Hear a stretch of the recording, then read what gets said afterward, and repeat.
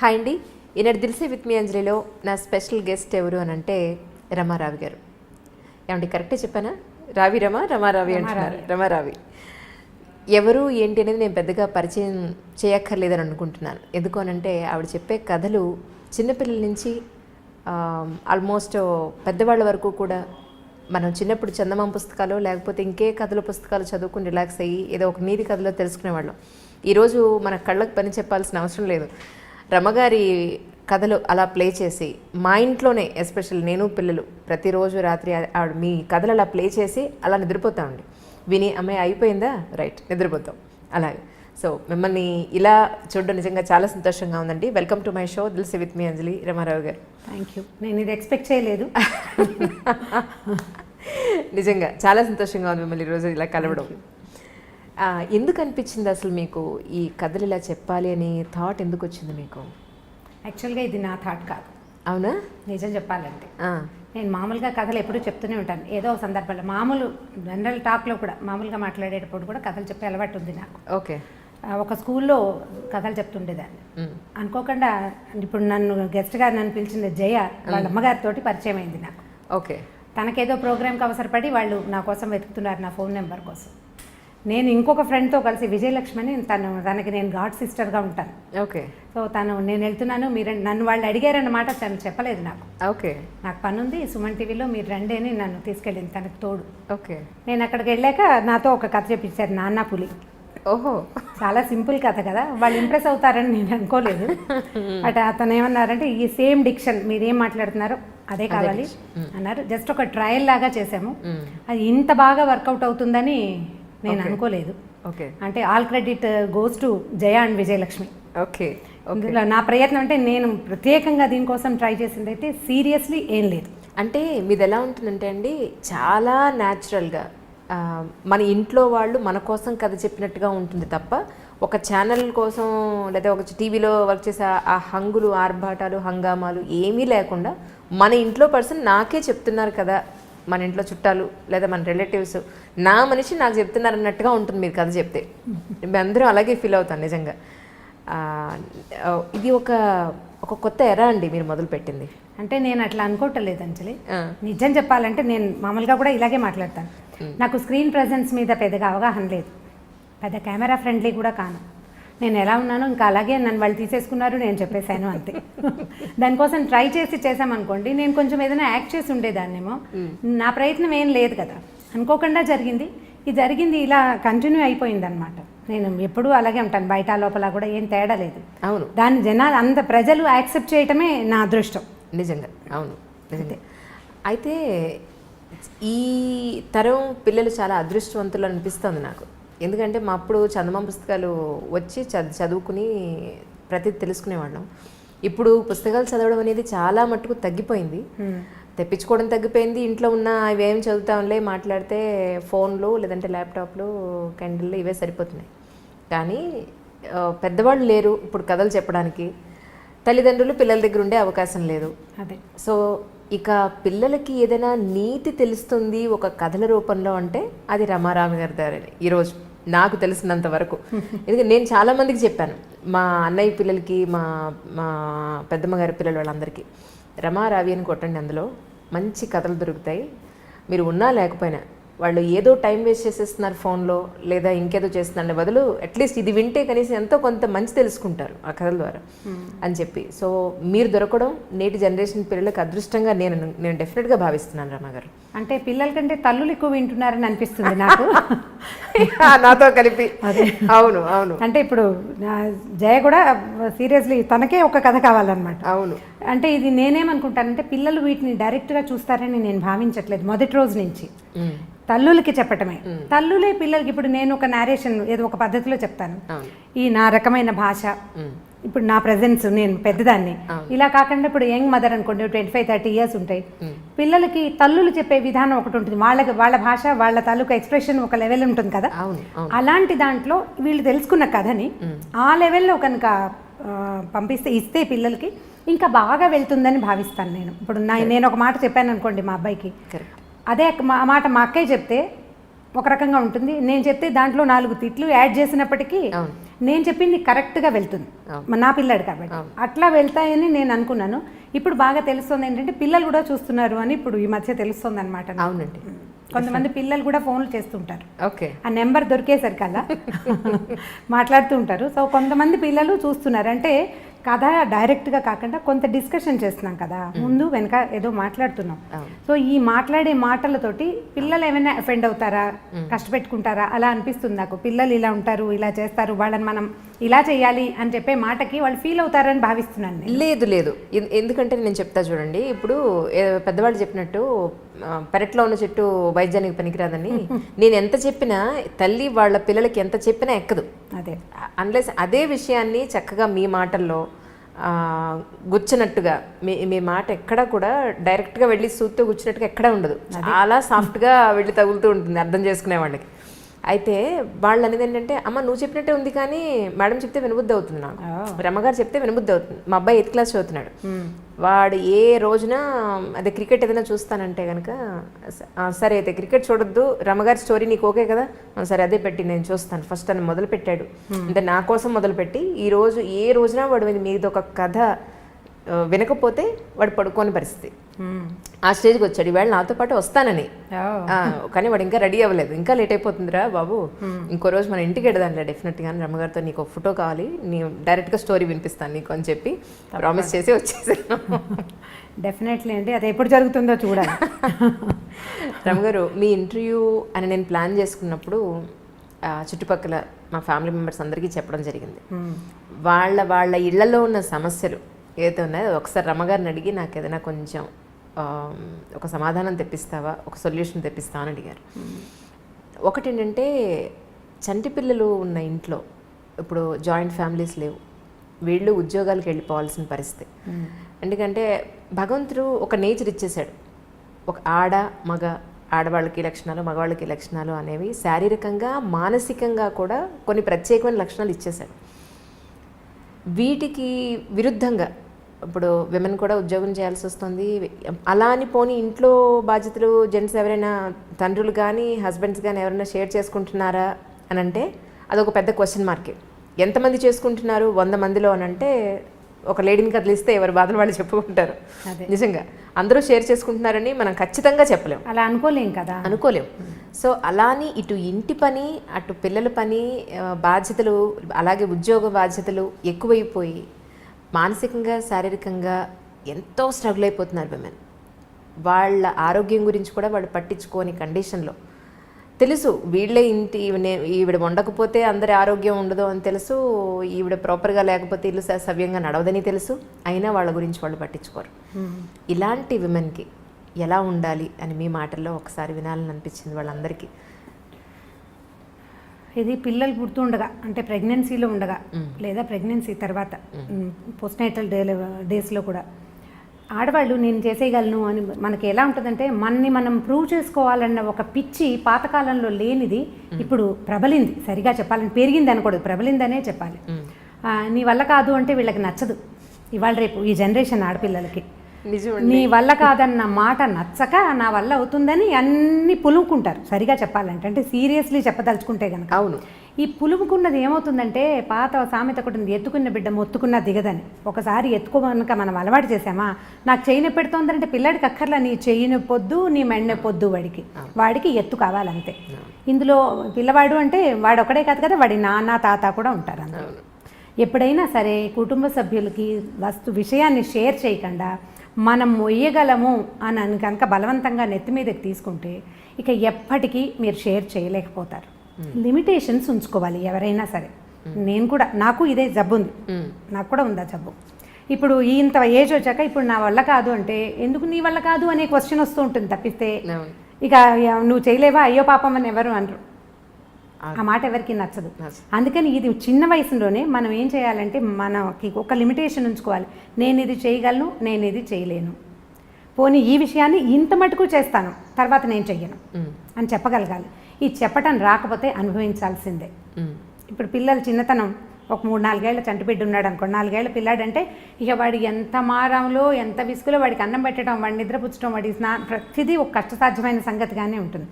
వీటిని తల్లులే చేయవలసిన పనులు ఉంచుకొని మిగిలినవి తండ్రులకి షేర్ చేయడానికి ప్రయత్నం చేయాలి. వాళ్ళతో కూర్చొని మాట్లాడుకోవాలి. ఇప్పుడు మీరు మామూలుగా కబుర్లు చెప్పుకోవడానికి, సినిమాలకు వెళ్ళడానికి వాటన్నిటికీ మాట్లాడుకుంటూనే ఉంటారు. అలాంటప్పుడు ఇలాంటివి కూడా మాట్లాడకుండా ఉండరు కదా. వైఫ్ అండ్ హస్బెండ్ అన్నాక ఎంతో కొంత మాట్లాడుకుంటేనే కదా సంసారం నడిచేది. ఖచ్చితంగా ఈ పని నువ్వు చెయ్యి అని దానికి మళ్ళీ ఇంకొకటి ఉంది, తల్లులకి ఇంకొక జబ్బు ఉంటుంది మ్యాచ్ సహజంగా. ఆ పిల్లాడు ఏదో నాన్న దగ్గర ఒక నిమిషం వేడవంగానే వీడు ఇంకా ఆగలేరన్నమాట. నువ్వు చేయొద్దులే నేనే చేసుకుంటా, పిల్లాడిని నేర్పిస్తున్నావు అనేస్తారు. అనకూడదు. కొంచెం గట్టిగా మనసు దిటవ చేసుకుని వాళ్ళిద్దరు తంటాలు వాళ్ళు పడతారు అని కనుక వదిలిపెట్టేస్తే అప్పుడు తండ్రి పిల్లవాడిని హ్యాండిల్ చేస్తాడు. ఎప్పుడైతే తల్లి సపోర్ట్ ఉందో ఈ పిల్లలు ఇక వాళ్ళ మాట వినరు. నేను ఈ పని చేయను, ఇక నువ్వు నాన్నతోటే చేయించుకో, ఇవి అతనే హ్యాండిల్ చేయాలి. ఈ విషయం హోంవర్క్ చేయించడం, కొట్టని తిట్టని అక్షంతలేని ఏం చేసినా ఆయన ఏం చేస్తే అది చేస్తాడు అని వీళ్ళు ఊరుకోగలిగితే షేరింగ్ కుదురుతుంది. మనం అలా చెయ్యము, ముందు షేర్ చేస్తాము, అందరూ చేసే పని. నేను కూడా ఉన్నా అందులో. ఈ మనం పోట్లాడుకు ఏదో చిన్న మాట్లాడేసుకుంటాం, ఈ హోంవర్క్ చేయించని చెప్తాం. వాడు హోంవర్క్ చేస్తుండగా వాడు ఏదో విండు, ఏరా నీకు ఇది కూడా రాదా అనో ఏదో అంటాడు నాన్న. అమ్మ చూడు నాన్న అనగానే మనం తయారైపోకూడదు. తయారైపోతాం మనం. ఆ తయారవ్వకుండా ఉండడం, మధ్యలో దూరకుండా ఉండటం, ఇది అలవాటు చేసుకోవాలి. మన ఇంట్లో కనుక ఇన్లాస్ ఉన్నారనుకోండి, వాళ్ళకి కూడా పిల్లల తాలూకు కొన్ని వ్యవహారాలని అప్పచెప్పటం తెలుసుకోవాలి.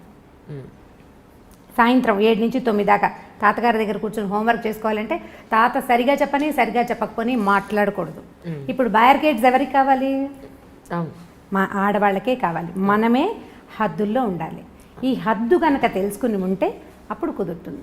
నాకు అన్నీ వచ్చు, నేను అన్నీ చేయగలను, ఈ పని ఆ పని సమస్తమైన పనులు నేనే చేసేయగలను అని ప్రూవ్ చేసుకోవడానికి ట్రై చేస్తే ప్రతిసారి మన శరీరం సహకరించదు. నిజమండి. కొన్నాళ్ళు అయ్యేసరికల్లా ఏమవుతుందంటే మానసికంగా వీక్ అయిపోతాం, సెల్ఫ్ పీటీ వచ్చేస్తుంది. నేను ఎంత కష్టపడుతున్నాను అనిపిస్తుంది. మీరు ఈ ఉద్యోగస్తుల్ని ఎవరిని కదపండి. మొన్న ఏదో ఆఫీస్కి వెళ్ళాం, పోస్టల్ డిపార్ట్మెంట్లో మా ఫ్రెండ్కి ఏదో పని, నేను ఎంత కష్టపడుతున్నాను అంటారు. ఎవరికోసం కష్టపడుతున్నావు? నీ గుర్రాన్ని కూర్చుతోకుంటే అది ఊపుకొని దాని మీద ఉన్న ఈగలు తోలుకుంటుంది. నువ్వు కష్టపడేది నీ కోసమే కానీ దేశం కోసం కాదు. నువ్వు, నీ ఇల్లు, నీ పిల్లలు, మహా అయితే నీ కజిన్స్, నువ్వు ఎవరికైనా హెల్ప్ చేస్తుంటే అంతేనా? దేశానికి ఏమైనా ఉపయోగమా? ఏం లేదు కదా. నేను చాలా కష్టపడుతున్నాను అనే సెంటెన్స్ని మర్చిపోవాలి. నేను నా కోసమే పనిచేస్తున్నాను, ఇది పెద్ద కష్టం కాదు. ఒకవేళ ఇది కష్టమా, దీన్ని నేను షేర్ చేస్తాను, చేయాల్సిందే. మా పిల్లలు నా మాట వినకపోతే నేను మా అక్కయ్యలకు అప్పచెప్పేస్తాను. ఇవి పలానా విషయంలో వాడు విండు, మా అక్కయ్య పిల్లలకి అప్పచెప్పేస్తాను. ఎవరు విని కొంచెం కనుక్కుంటారా, నాకు తెలియట్లేదు. నేను అసలు అడగను ఆ విషయం. వాళ్ళే మాట్లాడుకుని ఓకే పిన్ని ఏం పర్వాలేదని చెప్తారు. ఇలాంటి డిపెండెన్సీని తీసుకోవాలి. ఓకే, ఇది ప్రాక్టీస్ చేయాల్సిందే. మనకి మొదటి రోజున కుదరదు. దీనికోసం మనం మన చుట్టుపక్కల వాళ్ళతోటి మంచి సంబంధ బాంధవ్యాలు నేర్చుకోవాలి. మనం తగ్గాలి. అప్పుడు అవును, మనం తగ్గితేనే కదా సంబంధ బాంధవ్యాలు ఎలా పెరుగుతాయి మనకి. అవునండి. ఎవరితోటైనా మంచి రేపు రావాలంటే వాళ్ళకి అవసరమైనప్పుడు మనం ఉపయోగపడాలి, వాళ్ళు పెరిగినప్పుడు మనం తగ్గాలి. అలాంటప్పుడు వాళ్ళకి మనకి మంచి రేపో ఉంటుంది, మంచి స్నేహ సంబంధాలు ఉంటాయి. అప్పుడు వాళ్ళ సహాయం మనం తీసుకోగలుగుతాం. దీన్ని చిన్నతనంగా భావించకూడదు. అప్పుడు మీరు రిలాక్స్ అవ్వగలుగుతారు. నాకేం ఆరోగ్యం ఏం లేదు, నేను అంత హెల్దీ పర్సన్ని కాను, ఏవో రకరకాల ఆరోగ్య సమస్యలు ఉంటూనే ఉంటాయి ఎప్పుడు. అవునండి. నెల పొడుగునా ఏదో ఒక ప్రాబ్లం ఉంటుంది. నాకు జనం ఉన్నారు, నేను వాళ్ళందరితోటి మెయింటైన్ చేయగలుగుతాను. అందుకని నేను ఈజీగా కథ నవ్వుతూ చెప్పేయగలుగుతున్నాను. నేను చెప్పాలంటే నాకు లోపల ఒక బ్లెస్ ఉండాలి, సంతోషం ఉండాలి కదా. ఈ సంతోషం ఎక్కడి నుంచి వస్తుంది? ఇండిపెండెంట్గా ఉండటం వల్ల ఎంత సంతోషం వస్తుందో డిపెండెంట్గా ఉండటం వల్ల కూడా అదే సంతోషం వస్తుంది. మీరు అది తెలుసుకోవాలి. అంతే, దాంతో మీరు హాయిగా ఉండగలుగుతారు. అది ఎక్కడ ఎవరితోటి అనేది ఎవరి జీవితాన్ని బట్టి వాళ్ళు డిసైడ్ చేసుకోవాల్సిందే. అంతే. ఇంకోటండి రమ్మగారు, ఇప్పుడు హైదరాబాద్లో మనకు ఒక లైఫ్ స్టైల్ ఉంటుంది, ఇదే కొంచెం విలేజెస్కి వెళ్తే అక్కడ ఒక లైఫ్ స్టైల్ ఉంటుంది. మనకి ఇక్కడ దొరికే మెటీరియల్ కానీ మన అన్ని రకాలుగా, అది ఫుడ్ అయినా డ్రెస్ అయినా మన లైఫ్ విధానమైనా ఇక్కడ ఒక రకం ఉంటుంది. ముంబైలో ఒకటి ఉంటుంది, ఢిల్లీలో ఒకటి ఉంటుంది, ఇంకో విలేజెస్లో ఒకలా ఉంటుంది. మన ఈ మధ్య మా ఇంట్లో జరిగిందే చెప్తున్నా. అందుకే మా కజిన్స్ వాళ్ళ పిల్లలందరూ వచ్చారు. వస్తే విలేజెస్ నుంచి వచ్చిన పిల్లలతోటి వీడు మాట్లాడట్లేదు. ఇక్కడ సిటీలో ఉన్న పిల్లలు, బెంగళూరు, ఢిల్లీలో, హైదరాబాద్లో ఉన్న పిల్లలు, మా కజిన్స్ ఊరి నుంచి వచ్చిన వాళ్ళతో మాట్లాడట్లేదు. ఏంటి ఎందుకు మాట్లాడట్లేదు? వాళ్ళని వెళ్ళండి మాట్లాడండి వాళ్ళతోటి అని అంటే, వాళ్ళ డ్రెస్ చూసావా, వాళ్ళ భాష చూసావా, ఇంగ్లీష్ రాదు వాళ్ళకి, మేము ఎలా కలుస్తాం వాళ్ళతోటి, నోరు తెరిస్తే ఏమిటే అలా ఉన్నారే అని అంటే మేము వాళ్ళతో ఎలా మాట్లాడతాం? మాకు ఇష్టం లేదు మాట్లాడడం అన్నారు. నేను చెప్పగలిగినంత డ్రెస్ చూసో ఇప్పుడు మీరు ఇంగ్లీష్ స్కూల్లో మిమ్మల్ని వేసాం కాబట్టి మీకు ఇంగ్లీష్ వచ్చింది, లేకపోతే మేము కూడా ఊళ్ళోనే ఉంటే మీరు కూడా అలాగే ఉండేవాళ్ళు. అంతే కదా. మనుషులు కలుపుకోవాలి. ఫ్రెండ్స్ అని నువ్వు అనుకునే ఫ్రెండ్స్ నీ జీవితాంతం ఉంటారా? రక్త సంబంధికులే ఉంటారని చెప్పినా కూడా వాళ్ళు ఉన్న ఆ 2 రోజులు కూడా వీళ్ళు వెళ్ళి వాళ్ళతో కలవలేదు. సో ఇలాంటి పిల్లలకి తల్లిదండ్రులు చెప్తున్నారు, చెప్పినా వినని పిల్లలు కూడా ఉన్నారు, చెప్పని వాళ్ళు కూడా ఉన్నారు. ఇలాంటి పిల్లలకి మీ మాటలో ఒకసారి అని చెప్తారేమో అని. ముందు మనం పిల్లల్ని వాళ్ళతోటి కలపడానికి ప్రయత్నం చేయాలి. ఇలా సంవత్సరానికో 3 ఏళ్ళకో ఓసారి కాకుండా మనం కూడా ఊరు వెళ్తున్నాం అనుకోండి. ఇప్పుడు మనం ఊరు వెళ్తాం, మనతో పాటు మన 2 పిల్లలు వస్తారు. మిగిలిన ప్రపంచం అంతా పల్లెటూరు ప్రపంచమే ఉంటుంది కదా. వీళ్ళు అక్కడ అడ్జస్ట్ అవ్వడానికి 2 రోజులు పడుతుంది, తర్వాత అలవాటు పడతారు. అలా కాకుండా ఊరు నుంచి వచ్చిన ఒక మనిషి ఈ గుంపులో చిలకల గుంపు కాకుల గుంపు లాగా ఎవరు చిలక ఎవరు కాకి చెప్పలేము, కానీ వీళ్ళు అడ్జస్ట్ అవడం కష్టం. మనం అప్పుడప్పుడు కనుక తీసుకెళ్తే, అందుకని మేము ఫ్రీక్వెంట్ డిస్కషన్స్లో నేను చెప్తున్న మాట ఇదేనమాట. ఫంక్షన్లకి, పార్టీలకి, అన్ని చోట్లకి మనం ఏదో ఊరు వెళ్తాం, అక్కడికి పిల్లల్ని ఎందుకు అని అనుకోకుండా సాధ్యమైనంత అంటే హాలిడేస్ ఉండాలనుకోండి, సెలవులు కుదిరినప్పుడు పిల్లల్ని కనుక తీసుకెళ్తుంటే ఈ కొత్త ఎన్వైర్న్మెంట్ కూడా వాళ్ళు అలవాటు పడే అవకాశం ఉంది. అదేం విపరీతం కాదని, మన కజిన్స్ ఇద్దరే ఇలాగ అతి భాషలో లేరు, అక్కడ ఉన్నదంతా అతి భాషేననే సంగతి వీళ్ళకి అర్థం కావాలి కదా. తర్వాత రెండోది నేను అనుకుంటాను, ఇళ్లలో ఇంగ్లీష్ మాట్లాడకూడదండి. చాలా మంది ఇంట్లో ఏమిటో ఒక 4-5 ఏళ్ల పిల్లాడితోటి మన ఎదురుకుండా వాళ్ళు ఇంగ్లీష్లోనే మాట్లాడతారు. వాడికి తెలుగు ఎప్పుడు వస్తుంది? ఇంకా ఎప్పుడు తెలుగు నేర్చుకుంటారు? ఇంగ్లీష్ మాట్లాడకూడదని అనిపిస్తుంది. స్కూల్లో ఎలా ఉన్నా సరే మనం ఇంట్లో పెద్దవాళ్ళు వాడిని ఇంగ్లీష్లో క్వశ్చన్ చేయటం. కొన్ని స్కూళ్ళల్లో ఏమిటో మీరు ఇంట్లో ఇంగ్లీష్లో మాట్లాడండి అని చెప్తుంటారు. మా వాడి స్కూల్లో చెప్పాను నేను, అలా అయితే కనుక నేను స్కూలే మానిపించేస్తాను. నాకు ఇంగ్లీష్ రాదు, ఏదో 2 ముక్కలు తెలుసు అంతే, నాకేం రాదు. ఒకవేళ వచ్చినా నేను మాట్లాడను. మా దగ్గర ఇంగ్లీష్ వచ్చిన వాళ్ళు బోల్డ్ మంది ఉన్నారు, వాళ్ళు ఎవరు ఇంగ్లీష్లో మాట్లాడరు. ఇంకా తెలుగు ఎప్పుడు నేర్చుకుంటారు? వచ్చే తర్వాత తరాలకి తెలుగే ఉండదు. ఇప్పుడు మనం మూలాలు తెలుసుకోండి అని ఒక స్లోగన్ పట్టుకున్నాం, నిన్న మొన్నటి నుంచి ఈ మధ్య స్టార్ట్ అయింది కదా. నీకు మూలం ఏది? పల్లెటూరు కాదు, ముందు నీ భాష. ముందు నీ భాష, దానికి ఒత్తులు శశసహాలకి తేడా, అవే మనం తెలియజేయటం లేదు. ముందు మీరు ఇంగ్లీష్లో మాట్లాడకుండా పిల్లలతో తెలుగులో మాట్లాడి, ఇంట్లో ఇంగ్లీష్ మాట్లాడితే తెలుగు మాట్లాడు, ఈ 4 ముక్కలు నేర్చుకో, మేము ఉండగా అయినా అని పిల్లల్ని బెదిరించి, తర్వాత వీళ్ళని ప్రతి ఫంక్షన్కి, పార్టీకి తీసుకుని వెళ్ళి కనుక అలవాటు చేస్తే అప్పుడు కొంచెం కాస్త బెటర్గా అవుతారని అనిపిస్తుంది. మా వాళ్ళు ఏమి పల్లెటూరుకి దానికి తేడా ఫీల్ అవ్వరు. సంవత్సరానికి 2 రోజుల నుంచి 15 రోజుల దాకా ఎప్పటికప్పుడు ఊళ్ళో పడి దొరలేస్తారు. అక్కడ ఫ్యాన్లు ఉండవు, ఎప్పుడు కరెంట్ ఉండదు, ఏసీ ఉండదు, ఫోన్లకి సిగ్నల్స్ రావు. ఏదో తాడి చెట్ల దగ్గర, తుమ్మ చెట్ల దగ్గర తిరిగి, గొడ్ల వెనకాల తిరిగి ఎలాగోలాగా ఉంటారు అంతే. చిట్కూడూరు వెళ్తే అసలు ఏమీ ఉండదు మా ఊళ్ళో. అగ్గిపెట్టె కూడా ఇది వరకు దొరికేది కాదు, ఇప్పుడేదో అగ్గిపెట్టెలు అవి దొరుకుతున్నాయి, కానీ మేము బాగానే ఉన్నాం. మరి వాళ్ళు పిల్లలు గొడవ పెట్టేవారు కదండి, మేము రావు అక్కడికి ఉండవని. అది ఏమిటి, అక్కడి నుంచి రావడానికి దుఃఖించేవాళ్ళు మా వాళ్ళు. ఇప్పుడు నేను వెళ్ళకపోయినా నా పిల్లలు వెళ్ళిపోతారు వాళ్ళ దారిని. వాళ్ళు ఎప్పుడు అవకాశం దొరుకుతుందా వెళ్ళి చిట్టుకుడులో పడిపోదామా అని ఉంటుంది వాళ్ళకి. నేను మా పిల్లలు కాదు, మా అక్కయ్యల మనవలు కూడా చిట్టుకుడూరు వెళ్ళిపోవాలి.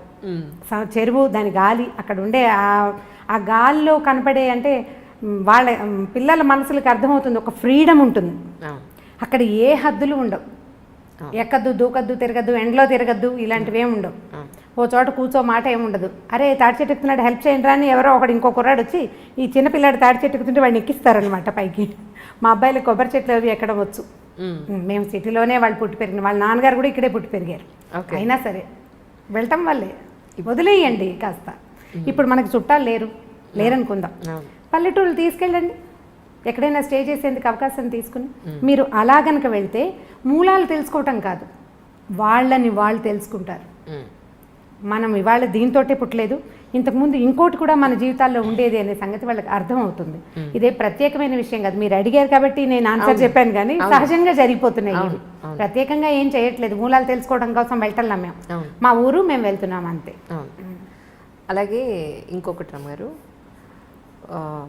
సిటీలో ఇప్పుడు మీరు, నేను నెక్స్ట్ అడగబోయే క్వశ్చన్ మీ దాంట్లోనే మొదలైపోయింది యాక్చువల్లీ. ఫ్రీడమ్ అనేది టీనేజ్ పిల్లలకి, అమ్మాయి అయినా అబ్బాయి అయినా సరే, అదొక పెద్ద, టీనేజ్ పిల్లల్ని మేనేజ్ చేయడం, పెంచడం అనేది తల్లిదండ్రులకి అసలు తలకు మించిన భారం అయిపోయింది ఈరోజు. ఎస్పెషల్లీ సిటీస్లో, విలేజెస్లో అంత లేదు, కానీ అక్కడ క్వశ్చన్ చేయాలంటేనే అమ్మ నాన్న వాళ్ళని ఒక మాట అండం ఏంటి అనే ఒక చిన్న ఇది ఉంటుంది, భయం భక్తి కనపడుతుంది. ఇక్కడ మన సిటీలో అది కనిపించట్లేదు. వాళ్ళది ఏంటంటే ఫ్రీడమ్ అనే దానికి విచ్చలవిడితనానికి డిఫరెన్స్ తెలియట్లేదండి. మా అమ్మ పార్టీలకి బర్త్డే పార్టీలకి పంపదు. మా అమ్మ లేదా బయట ఫ్రెండ్స్ ఈరోజు పార్టీ వీకెండ్ పార్టీ చిల్ అవుదామంటే మా అమ్మ పంపదు. లేదా మా అమ్మ హెయిర్ కలర్ వేసుకుంటానంటే వద్దంటుంది. మా అమ్మ నాకు మినిమం ఫ్రీడమ్ ఇవ్వదు. ఒక ఫోన్ వచ్చి నేను లోపలికి డోర్ వేసుకుని మాట్లాడతానంటే మా అమ్మ ఒప్పుకోదు. ఫోన్ వస్తే లోపలికి వెళ్ళి ఎందుకు మాట్లాడాలి, బయట ఎందుకు మాట్లాడకూడదు, మేము అందరూ ఉన్నాం కదా ఇక్కడ ఎందుకు మాట్లాడకూడదు అంటుంది. మా అమ్మ నాకు ఇవ్వాల్సిన మినిమం ఫ్రీడమ్ కానీ లేదు ప్రైవసీ కానీ ఇవ్వట్లేదు. అసలు ప్రైవసీకి ఒక వాళ్ళకి ఇవ్వాల్సిన స్వేచ్ఛకి విచ్చలవిడితనానికి మీ మాటల్లో ఒకసారి అంటే దీనికి ఇప్పుడు మనం మూలఛేదం చేసుకోవాల్సిందే ఈ ప్రశ్నకి సమాధానం చెప్పాలంటే. ఇప్పుడు పార్టీలకు వెళ్ళి చిల్ చేయటము, హెయిర్ కలర్ వేసుకోవటము పిల్లలకి ఎలా తెలుస్తున్నాయి? తమ తోటి వాళ్ళు చేయటం వల్ల ఒకటి, లేదా సోషల్ మీడియా వల్ల. ఇప్పుడు వీళ్ళు ఏదో నెట్లో యూట్యూబ్లో చూడడానికి చూస్తారు, రకరకాల హిందీవి షార్ట్ ఫిల్మ్స్ వీడియోస్ చూస్తుంటారు. అందులో చూసిన దాన్ని కాపీ చేయాలనుకుంటారు అంజలి ప్రధానంగా. ఇప్పుడు మనం యూట్యూబ్లోనే ఇవన్నీ రకరకాల ప్రోగ్రాములు చేస్తున్నాం. ఇప్పుడు దీంతో పాటు మనం ఏదో సంస్కారాలు వీటిని గురించి తెలియజేయాలని మనం అనుకుంటున్నట్టే ఫ్రీడమ్ని తెలియజేసేస్తున్నారు నానా రకాలుగా. ఇంగ్లీష్ వీడియోస్ కానీ హిందీ వీడియోస్ కానీ మీరు చూడండి, ఒక అమ్మాయి అబ్బాయి చాలా ఫ్రెండ్లీగా ఉండటం, వాళ్ళిద్దరు బెస్ట్ ఫ్రెండ్స్గా ఉండటం కోకొల్లలుగా కనపడతాయి. ఆడపిల్లలు ఇష్టారాజ్యంగా హెయిర్ కట్లు చిన్నవి పొన్నవి బట్టలు వేసుకోవటమే మనం చూస్తాం.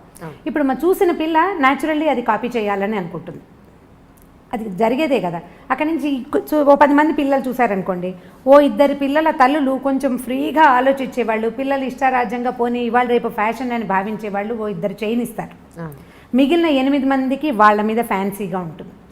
వాళ్ళ ఒక 5-6 కష్టపడి ఎలాగో ఇరికి అందులో జ్వరపడతారనుకోండి, ఓ 2 ఉండిపోతాయి డక్లింగ్స్ వెనకాల. వీటికి ఏమనిపిస్తుంది, ఈ బాతులన్నీ ముందుకు పోతున్నాయి, నన్ను పోనివ్వటం లేదని పేరెంట్స్ మీద ఒక కచ్చా అయిష్టము ఏర్పడతాయి. ఇప్పుడు ముందు పోతున్న ఈ 8 బాతుల్ని మనం ఏ రకంగా కంట్రోల్ చేయగలుగుతాం? మనం ఎక్కడ కట్ చేయాలి దాన్ని? ఎక్కడ కట్ చేయాలి? ముందు మనం మూలఛేదం చేసుకోవాల్సి వస్తుంది. దీనికి ఇక వేరే మార్గం ఏదీ లేదు. పల్లెటూళ్ళల్లో కూడా ఇందుకు భిన్నంగా లేరు. మీరంటే ఊళ్ళల్లో బాగుందనుకుంటున్నారేమో, నేను ఫ్రీక్వెంట్ పల్లెటూళ్ళు వెళ్తూనే ఉన్నాను కదా, నాకు బాగానే తెలుసు. అక్కడ కూడా ఎప్పుడు ఫోన్లలో ఉండే పిల్లలు, ఎంతసేపు చాటింగ్ చేసే పిల్లలు. మొన్న నేనేదో సినిమాకి వెళ్ళాను, సంవత్సరానికి ఒకసారి వెళ్తాం. సినిమాలో కూడా అమ్మాయి ఫోన్ చేసి నొక్కుతుంది. స్టేటస్ నువ్వు సినిమా థియేటర్లో ఉన్న సంగతి ఎవరికైనా ఎందుకు తెలియచేయాలి? అసలు ఎందుకు? అసలు ఏమిటి అదే పిచ్చి అయిపోయింది కదండి నిజంగానే. ఆ సినిమా ఎన్నిసార్లు అమ్మాయి ఫోన్ మోగుతుందో, పిల్ల నా పక్కన కూర్చున్న పిల్ల నొక్కుతూనే ఉంది. ఇక ఆ చీకట్లో దాని ప్రతిభా విశేషాలు ఏమిటో. అర్జునుడు ఎందుకు పనికిరాడండి వాళ్ళ ముందు? ఎలా టకటకటకటక అసలు ఎంత వేళ్ళకి ఎంత స్పీడో, నా కళ్ళు దాని వేళ్ళని పట్టుకోలేకపోయినాయి. నేను ఓల్డ్ అయ్యాను, అది మరీ యంగ్గా ఉందో. అమిత స్పీడ్, చకచక మెసేజ్ చేయడం, వెంటనే సమాధానం రావటం. సినిమాలో ఉన్నంతసేపు ఆ అమ్మాయి ఏదో ఒక మెసేజ్ పెడుతూనే ఉంది. పక్కన అమ్మాయి ఏం చేస్తున్నావు అని అడిగితే స్టేటస్ పెడుతున్నా. థియేటర్లో ఉన్నానని స్టేటస్ పెట్టాలా? నువ్వు సినిమా చూస్తావు, బజార్ వెళ్తావు, దానికి తోడు మనకి ఇప్పుడు గూగుల్ మ్యాప్ ఒకటి ఉంది. అంటే ఇది కరెక్టో కాదో నాకు తెలియదు, కానీ నేను ఎక్కడికి వెళ్ళినా అది నన్ను ప్రశ్నిస్తుంది, నువ్వు ఫలానా పాన్ షాప్ దగ్గర నుంచి అది నీకు నచ్చిందా అని. ఎగ్జాక్ట్లీ వాళ్ళకి దొరికిపోతున్నావు. అంటే ఒక కన్ను ఎప్పుడు మనల్ని చూస్తూ ఉంటుంది. మనం ప్రపంచాన్ని చూస్తూనే ఉన్నాం. ఇంత ప్రపంచంలో ఉన్న ఇన్ని రకాలు చూస్తున్నప్పుడు పిల్లలు దాన్ని కాపీ చేయాలనుకోవటం చాలా సహజం. ఎందుకంటే పిల్లలు కాపీ చేయటమే వాళ్ళ నేచర్. మనిషే కాపీ జీవి సరిగా చెప్పాలంటే. మనమే నేర్చుకుంటాం కదా, పిల్లలు ఇంకా ఎక్కువ నేర్చుకుంటారు. వాళ్ళు చూసేది ఏం చూస్తారో దాన్ని బట్టే వాళ్ళు అడుగుతుంటారు. ఫ్రీడమ్ ఇవ్వటము ఇవ్వకపోవటం అనేది దట్ పేరెంట్స్ తాలూకు ఉద్దేశాలు. కానీ మీరు మంచి స్కూల్లో చేరుస్తాము, ఇప్పుడు పెద్ద సర్కిల్ వెళ్ళే స్కూల్ అనుకుందాం, మన శక్తికి మించి కూడా ఒక్కొక్కసారి. ఇప్పుడు మిగిలిన వాళ్ళంతా ఒక వేషం వేస్తున్నప్పుడు మన బాతు పిల్లని ఆ వేషం వేయనివ్వకూడదంటే ఎలా కుదురుతుంది? నీకు స్కూల్ కావాలి, వేషం వద్దు అంటే సాగదు. మన లెవెల్ ఆఫ్ దీంట్లో ఉన్నప్పుడు మనకేమనిపిస్తుంది, అబ్బాయి ఇలా మరీ మిడిల్ క్లాస్ లెవెల్లో ఉన్నారు, హై క్లాస్ దాంట్లో చేరిస్తే పిల్లలకి ఎక్స్పోజర్ అదొక పెద్ద పదం. అవును. ఇప్పుడు ఈ ఎక్స్పోజర్ అనేది మంచి చెడు రెండు ఉంటాయి. మనం ఒకదానికి ఒప్పుకుని రెండో దానికి అబ్బాయి నో అనడానికి అసలు కుదరదు. అదే కదా, అది కుదరదు. ఇక అసలు నువ్వు చేయకూడదు. మీరు ఎక్కడ మార్చాలి దీన్ని? నేను అందుకే మూలఛేదం చేయటం ఇది అని చెప్తున్నాను. మీరు ఎక్కడి నుంచి మారాలి? ముందు మారాల్సింది ఎవరు కదా?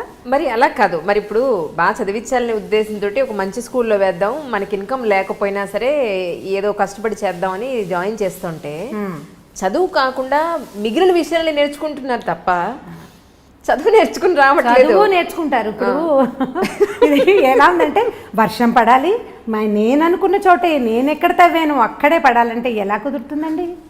మన దగ్గర తప్పు లేదు, మనం చేస్తున్నదే పొరపాటు కాదా? అవునా కాదా? అంతేనంటారా? ఖచ్చితంగా. ఇప్పుడు మీరు సూటిగా అడిగారు, సూటైన సమాధానం కావాలంటే మీకు ఇది సూటైన సమాధానం. మీకు వర్షం, మీరు వాన ప్రార్థించి ఒక చిన్న మబ్బుని, ఒక తునకని నేను ఇక్కడ తవ్వాను, నేను ఇక్కడ పదును చేసి పెట్టుకున్నాను, ఇక్కడే వాన కురునైనా అని మనం అడగగలమా? పోనీ అలా అడిగినా కూడా అక్కడెక్కడో పైన పడే మేఘానికి ఎలా కంట్రోల్ ఉంటుంది? చుట్టుపక్కల అన్ని చోట్ల పడుతుంది. అది అన్ని చోట్లకి పడవలసిందే. మీరు కంట్రోల్ చేయాల్సింది ఎక్కడంటే ముందు మనకి అత్యాశలు ఉన్నాయి చూడండి, వాటి దగ్గర కంట్రోల్ చేయాలి. ఏమన్నా హై ఎక్స్పెక్టేషన్స్, గ్రేట్ ఎక్స్పెక్టేషన్స్ని కొద్దిగా మినిమైజ్ చేయాలి, తగ్గించుకోవద్దు. కొంచెం మినిమైజ్ చేస్తే అప్పుడు ఇవి కూడా మినిమైజ్ అవుతాయి. ఇవి మినిమైజ్ అవుతాయి. ఇప్పుడు మన పిల్ల కాపీ చేయడానికి స్కూల్లో ఒక్క పిల్ల, మనకు ఒక పిల్ల ఉంది, ఇది కాపీ చేయడానికి స్కూల్లో ఒక పిల్ల ఉంది అనుకోండి, ఒక పిల్లని పెద్దగా కాపీ చేయరు, ఊరికే కొంచెం సరదాగా ఉంటుంది, ఉత్సాహంగా ఉంటుంది, అలా చేయాలండి. మనం వద్దంటే మానుకుంటారు. ఆ 10 మంది పిల్లల్లో 7 అలాంటి వాళ్ళే అయితే ఈ 3 బాతు పిల్లల్ని మనం కంట్రోల్ చేయలేకపోతాం. మరి 10 ఉన్న చోట జాగ్రత్తగా సెలెక్ట్ చేసుకోవాలి. మీరు సెలెక్ట్ చేసుకునే స్కూల్స్, మనం పిల్లల్ని పంపించే సోషల్ ఎన్వైర్న్మెంట్ ఎలా ఉంది, మన వాళ్ళు ఏం చూస్తున్నారు, దానిని బట్టే పిల్లల ఆలోచన విధానం ఉంటుంది. అంతే. ఈ స్వేచ్ఛ విషయంలో ఏం చెప్తారు మీరు? ఏది స్వేచ్ఛ, ఏది విచ్చలవిడతనం అని అంటే అది ఎలా తెలుస్తుంది? ఇప్పుడు మరి పిల్లలు ప్రైవసీ కావాలంటున్నారు కదా, మాకంటూ ప్రైవసీ కావాలి. ఒక 13 ఏళ్ళు 14 ఏళ్ళు వచ్చేసాయంటే మేము టీనేజర్స్మి, లేదు 18 ఏళ్ళు వచ్చేసాయంటే మేము మేజర్ అయిపోయాం, మాకు ప్రైవసీ కావాలి అంటున్నారు. అప్పుడు పిల్లలతోటి మాట్లాడుకుంటూ ఉండాలి. పిల్లలకి అవసరాలు ఉంటాయి. ఇప్పుడు ఎప్పటిదాకా ఉంటాయి? కనీసం బాగా సంపాదన పరులు అయ్యేదాకా కొన్ని అవసరాలు, సంపాదన పరులు అయ్యాక కూడా మోరల్గా అవసరాలు ఉంటాయి. ఇప్పుడు మనం లవ్ మ్యారేజెస్ తీసుకుందాం ఈ విషయంలో. నేను నా ఇష్టము, నాకు నచ్చింది, నా జీవితము, ఇది నా జీవితం అనే డైలాగ్ మనం బాగా తరచుగా వింటాం. ఈ నీ జీవితం ఎవరో పెళ్లి చేసుకున్న తర్వాత ఏదైనా సమస్య రాగానే వెంటనే అమ్మా నాన్న గుర్తొస్తారు. ఈ అమ్మా నాన్న గుర్తురాని తనం ఉంటే అప్పుడు అది నీ జీవితం అవుతుంది. ఏదైనా సమస్య రాగానే వెంటనే అమ్మా నాన్నలు ఎంటర్ అవుతారు, లేదా వీళ్ళే వెనక్కి వచ్చి పరిగెత్తుకుంటూ వచ్చేస్తారు కదా. వీళ్ళు పరిగెత్తుకొస్తారు, మా అమ్మా నాన్న కూడా అయ్యో పిల్ల సమస్యల్లో ఉందని దగ్గరికి తీసేస్తారు. ఇప్పుడు ఇది మనం చిన్నప్పటి నుంచి అలవాటు చేయాలని నేను అనుకుంటానండి. వాడు ఏదో పడ్డాడు, మా పిల్లాడు కింద పడంగానే వాడిని ఎత్తుకొచ్చేసి వాడిని కదలనీయకుండా నోట్లో అన్నం పెట్టేసి కాళ్ళు కట్టేసి వాడు బాత్రూమ్కి వెళ్తానంటే ఎత్తుకు తీసుకెళ్ళకుండా కుంటాడని వదిలిపెట్టేసి ప్లేట్లో అన్నం కలిపి చేతిలో పెట్టి నీ దారి నువ్వు తిను అని కనుక వదిలిపెడుతుంటే పడిన తర్వాత వాడు ఇప్పుడు తను ఆడుకుని పడ్డాడు, వాడు ఇండిపెండెంట్గా అవటానికి అవకాశం ఉంటుంది. రేపు పొద్దున ఏదైనా సమస్య వస్తే నేను మళ్ళీ అమ్మా నాన్న దగ్గరికి వస్తే వీళ్ళు చచ్చినట్టు చేస్తారనే నమ్మకాన్ని పిల్లలకి ఇవ్వకూడదు. స్వేచ్ఛ కావాలంటే నువ్వు తీసుకో, ఏ ప్రాబ్లం వచ్చినా నువ్వు నన్ను పిలవకూడదు, నీ అంతటి నువ్వు చేసుకోగలవా? ఓకే, నేను నెలకి ఇంత సంపాదించి చూపించు నువ్వు నాకు, ఏది ఈ పని చేసి డబ్బులు తీసుకో నువ్వు. మొన్న ఒక వీడియో చేసాం ఈ మధ్య, పిల్లలకి పని చేయించి వాళ్ళకి డబ్బులు ఇవ్వండి అంటే చాలా నెగిటివ్గా, అంటే జనరల్గా నేను అన్ని నెగిటివ్ కామెంట్స్ ఎప్పుడూ చూడలేదు. ఈసారి అప్పుడు పాడైపోరాండి, డబ్బులు చూపిస్తే పిల్లలు పాడైపోరాండి అని చాలా మంది అడిగారు. డబ్బులు చూపిస్తే పిల్లలు పాడైపోతారా? మీరు చూపించే అతి ప్రేమ వల్ల కదా పిల్లలు పాడైపోయేది. డబ్బుతోటి పిల్లలు పాడవరు, వాడి కష్టానికి సరిపడా డబ్బులు తీసుకుంటే కనుక కష్టానికి డబ్బుకి విలువ తెలుస్తుంది, పిల్లలకి ఇండిపెండెంట్గా అవుతారు. మనం ఏం చేస్తున్నాము, వాళ్ళకేమో ఈ రకరకాలు చూపించేసరికల్లా వాడు స్వేచ్ఛ కావాలని కోరుకుంటాడు, కానీ అవసరం వచ్చినప్పుడల్లా అమ్మా నాన్న మీద డిపెండ్ అవ్వచ్చు అనే ప్రాక్టీస్ని మనం చిన్నప్పటి నుంచి అలవాటు చేస్తున్నాం. మిగిలిన దేశాలకి ఇండియాకి ఉన్న డిఫరెన్స్ ఏంటంటే వీళ్ళకి మోరల్గా, మన దగ్గర మోరల్ సపోర్ట్కి పేరెంట్స్ మీద డిపెండెన్సీ అనేది అసలు బై జీన్స్ తరాల వెంబడి మనకు అది ప్రాక్టీస్ అయింది. ఏదైనా కష్టం రాగానే నాన్న అనో అమ్మ అనో ఏడుస్తాం మనం. మిగిలిన దేశాల్లో కొంచెం తక్కువ ఉంది అది. వాళ్ళు ఫ్రెండ్స్ మీదో లేకపోతే వాళ్ళ మీద వాళ్ళేనో డిపెండ్ అవుతారు. గివ్ మీ సమ్ రూమ్ అంటుంటారు, చాలా సినిమాల్లో కనపడుతుంది. వాడికి స్పేస్ కావాలన్నమాట, వాడిని వదిలిపెట్టేయాలి వాడి కష్టానికి. మన దగ్గర కష్టానికి ఏముండదు, ఏదైనా కష్టం రాగానే వీళ్ళకి మనుషులే కావాల్సి వస్తారు. మనం ఆ ప్రాక్టీస్ ఇస్తున్నాం. ఈ ప్రాక్టీస్ ఇవ్వకుండా ఉండాలని నేను భావిస్తానండి. చాలా చిన్నప్పటి నుంచే 7-8 ఏళ్ల పిల్లాడు, వాడి వాళ్ళ హోంవర్క్ రాయలేదు, మాట వినలేదు, టీచర్కి ఎక్స్ప్లెనేషన్ ఉత్తరం రాయమంటే నేను రాయను, నువ్వు రాసుకో లేదా నువ్వు చెప్పుకో. పిల్లాడిని టీచర్ కొడుతుంది, ఓర్చుకోండి. వాడు రెండోసారి అది చెయ్యడు. మనం ఓర్చుకోవటం ప్రాక్టీస్ చేయాలి, అప్పుడే మన పిల్లలు ఇండిపెండెంట్గా ఉంటారు. ఆటే స్వేచ్ఛ కోరుకోరు. ఏదైనా సమస్య వస్తే వాడే హ్యాండిల్ చేయాల్సి వస్తే అప్పుడు సమస్యలు రానివ్వని పందాలోకి వెళ్ళడానికి చూస్తాడు.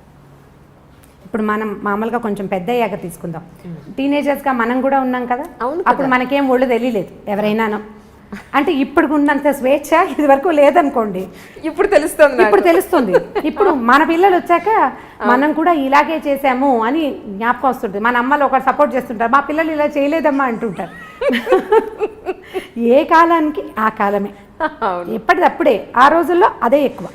ఇప్పుడు ఈ టీనేజ్లో ఓవర్ యాక్షన్ చేసే పిల్లల్ని 1-2 రోజులు వాడికి కావాల్సిన రెగ్యులర్గా మనం అందించే విషయాలు కొన్ని ఉంటాయి కదా, అవి అందించకుండా వదిలిపెట్టేయండి.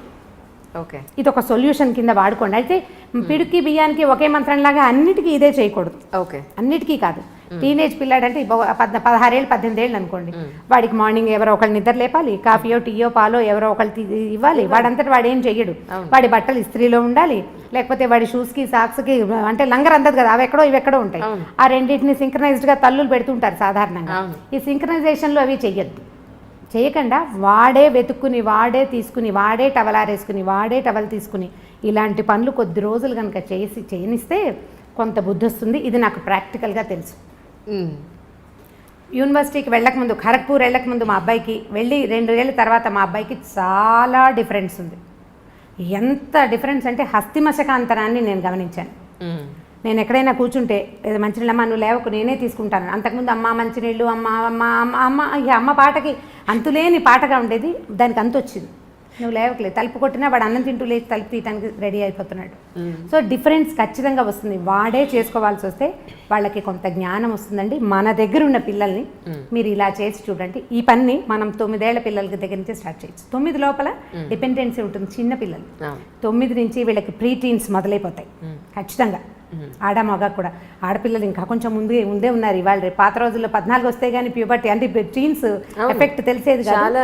ఇప్పుడు చాలా ఎఫెక్టివ్ చాలా ఎర్లీగా వస్తున్నాయి బికాస్ ఆఫ్ సోషల్ మీడియా. ఖచ్చితంగా ఇప్పుడు మన పిల్లలు చూడరు. మా పిల్లలకి ఫోన్ ఇవ్వమండి అంటారు. ఫోన్ ఇవ్వరు మీరు, దాని ఫ్రెండ్స్ చూస్తారు కదా, మాత్రం బయట దొరకదా ఏంటి? దొరుకుతుంది. రెండోది ఏంటంటే మన ఫుడ్ కూడా, ఆహారం వల్ల కూడా ఈ ప్రీటీన్స్ అవ్వడానికి ఖచ్చితంగా ఆహారం చాలా పెద్ద పాత్ర వహిస్తుంది. మనం రకరకాలు తింటున్నాం. ఇప్పుడు దేంట్లో నుంచి మనం బయటపడగలుగుతాము? ఇదేంటంటే మనం గొంగట్లో కూర్చుని పెరుగన్నం తింటున్నట్టే. గొంగట్లో కూర్చుని పెరుగు అన్నం తింటాం. వెంట్రుకలు వచ్చినాయి ఏరుకుంటే ఇట్లా ముద్దకి 100 వెంట్రుకలు వస్తాయి. గొంగలి చేయబడేదే వెంట్రుకలతోటి. ఇప్పుడు మన పరిస్థితి అదే. మన స్కూళ్ళు అంతే, మన కాలేజీలు అంతే, అసలు మన సొసైటీయే అలా ఉంది. దీంట్లో నుంచి బయటపడడం మన వల్ల కాదు. మనం ఏం చేయాలంటే చిన్న చిన్న మార్పులను సాధించడానికి ప్రయత్నం చేయాలి. దీన్ని పూర్తిగా మార్చే పాతకాలం మన పుట్టకల నాడు ఉన్నట్టుగా చేయాలని అనుకుంటే నిజంగా భ్రమ. అది చేయలేం మనం. ఎందుకంటే మనం 20లు 10ల నుంచి 2లు 3లలోకి వచ్చేసాం. 20లు 10లు లేవు. అవి ఎప్పుడో సంవత్సరానికి 1-2 సార్లే మనం కలుస్తున్నాం కదా. ఈ 2-3 జనాల్లో నుంచి దీన్ని ఎట్లా సాధించగలుగుతాం మనం? ఒక మంచి మాట చెప్పేవాళ్ళు లేరు. ఇంకా మీరు ఈ మాట మీరు అడగండి అని నేను చెప్తున్నాను. కొన్ని ఇళ్లలో ఉన్న పెద్దవాళ్ళు పిల్లలకి ఏ రకంగానూ హెల్ప్ చేయట్లేదని ఎన్ని కంప్లైంట్లు ఉంటాయో. అవును, నేను ప్రతిసారి ఇంట్లో పెద్దవాళ్ళు ఉంటే అని చెప్పగానే మా ఫ్రెండ్ ఒకరు ఫోన్ చేశారు, మీరు ఈ డైలాగ్ చెప్పొద్దు రమ్మగారు, నాకు ఇష్టం లేదు ఇలా మీరు చెప్తుంటే. ఏంటంటే మా అత్తగారు ఉన్నారు, ఆవిడ ఏమీ చెయ్యరు. ఆవిడ ఏదో రామాయణం భారతం చదువుకుంటారట. ఆవిడ దారిని ఆవిడ చదువుకుంటారు. ఆవిడే చదువుకుంటారు కానీ ఒక్క మాట చెప్పరు. పిల్లలకు ఒక్క మంచి మాట చెప్పరు. ఆవిడ పుణ్యం పురుషార్థం అని డైలాగ్ ఒకటి ఉంటుంది. ఆవిడ పుణ్య పురుషార్థాలకే ట్రై చేస్తున్నారు కానీ పిల్లలకి ఏం చెప్పట్లేదు. ఆవిడ ఏవో వింటూ ఉంటారు. ఆవిడ వింటూ ఉండగా మనవడు ఆ చాగంటి వరదో ఎవరివో కొన్ని విన్నాడనమాట. అలా వాడికి తెలిసినాయి తప్ప వాళ్ళ నాయనమ్మ వాడికి ఏం చెప్పలేదు. పెద్దవాళ్ళు ఉండటం వల్ల పెద్ద ఉపయోగం లేదండి. మీ పెద్దవాళ్ళు అంటే మా పాతకాలం వాళ్ళు అనమాట. వాళ్ళ వల్ల ఉపయోగం ఉండేదేమో, ఇప్పుడు వీళ్ళ వల్ల ఉపయోగం లేదు. మీరు ఎప్పుడు అదే డైలాగ్ కొడతారు, అందరూ అలా ఉండరు అని కూడా యాడ్ చేయండి దానికి.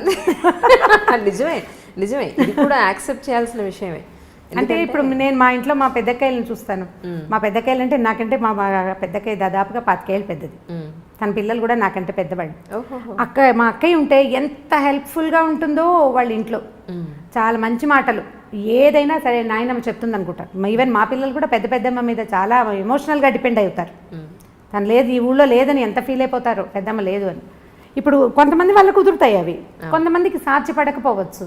కానీ పెద్దవాళ్ళు ఉంటే ఎంతో కొంత ఎన్వైర్న్మెంట్ బాగుంటుందని ఫీల్ అవుతాను, అంటే నా అనుభవం అది. అందుకని నేను పదే అదే చెప్తాను, దానివల్ల ఏ హెల్ప్ ఉండదు. పైగా పెద్దవాళ్ళు ఉండేసరికల్లా మా రోజుల్లో ఇలా లేదు అని చావగొట్టేస్తుంటారు.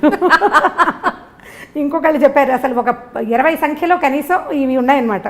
పెద్దవాళ్ళ వల్ల ఉపయోగం లేదు, వాళ్ళు ఉండటం వల్ల ఇంకా ఎక్స్ట్రా బర్డెను, ఈ పిల్లలకి వాళ్ళకి లంగర్ అందక చచ్చిపోతున్నాము. అవి రెండూ వస్తాయి సమస్య. వాళ్ళు చెప్పే మాటలు, చెప్పే విధానం పిల్లలకి నచ్చదో పట్టాను.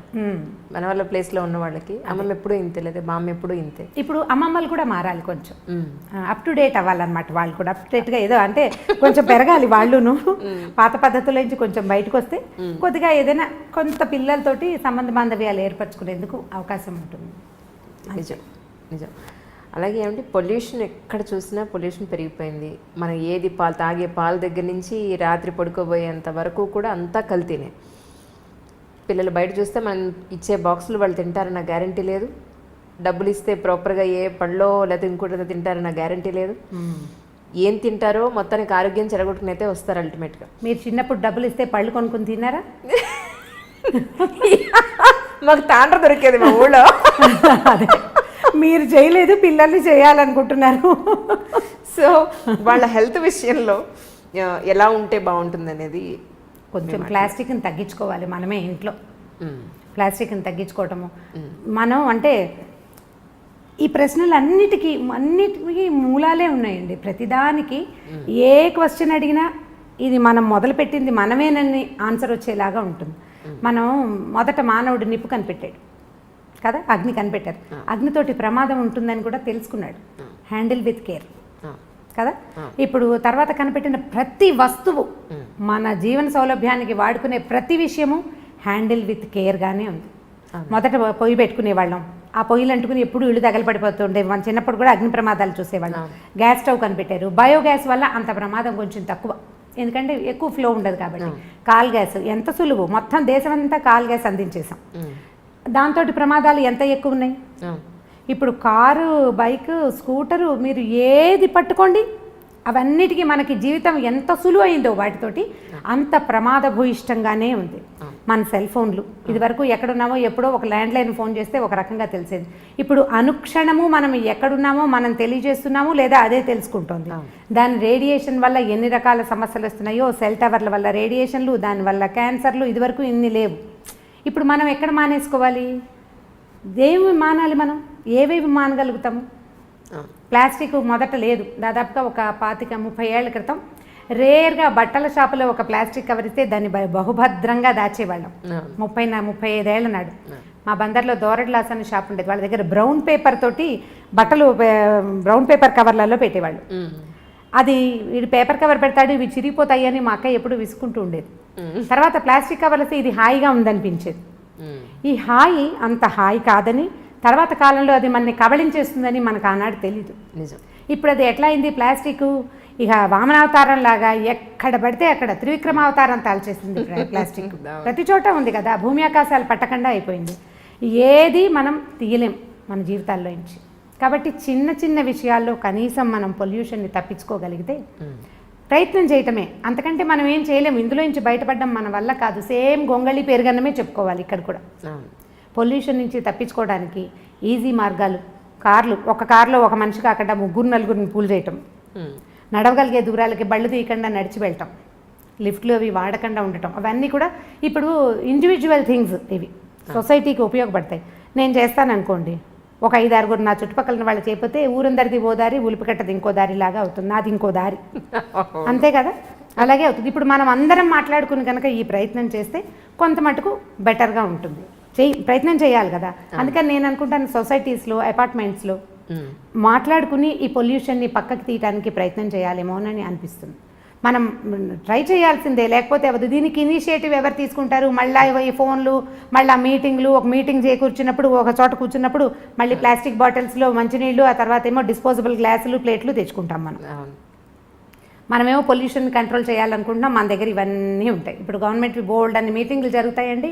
ఇక మీటింగ్ అయిన తర్వాత ఆ ప్రాంతంలో ఎన్ని బాటిల్స్, ఎన్ని గ్లాసులు, ఎన్ని ప్లేట్లు, ఎంత చెత్తో, మామూలు చెత్త కాదు. ఇవన్నీ ఎక్కడికి వెళ్తాయి? కష్టం కదా. మనం ఆలోచించి దీన్ని పక్కకు తీయాలి. ఇళ్లలో కనుక చేస్తే బాగుంటుంది అనిపిస్తుంది. ప్లాస్టిక్ని తగ్గించుకోండి, ప్లాస్టిక్ వాడకం, తర్వాత నాన్ స్టిక్ లాంటివి వాడడం, అవన్నీ మనంతటా మనం చేసుకుంటే. ఇప్పుడు నేను చేస్తాను సీరియస్గా, మా ఇంటికి వచ్చిన వాళ్ళకి చెప్తాను, వాళ్ళకి నచ్చింది అనుకోండి, అంటే నా వే ఆఫ్ టాకింగ్ వాళ్ళకి నచ్చాలి, ఆ రోజు వాళ్ళ మంచి మూడ్లో ఉండాలి, ఇవన్నీ ఉన్నాయి కదా. ఉన్నప్పుడు మార్చుకుంటారు.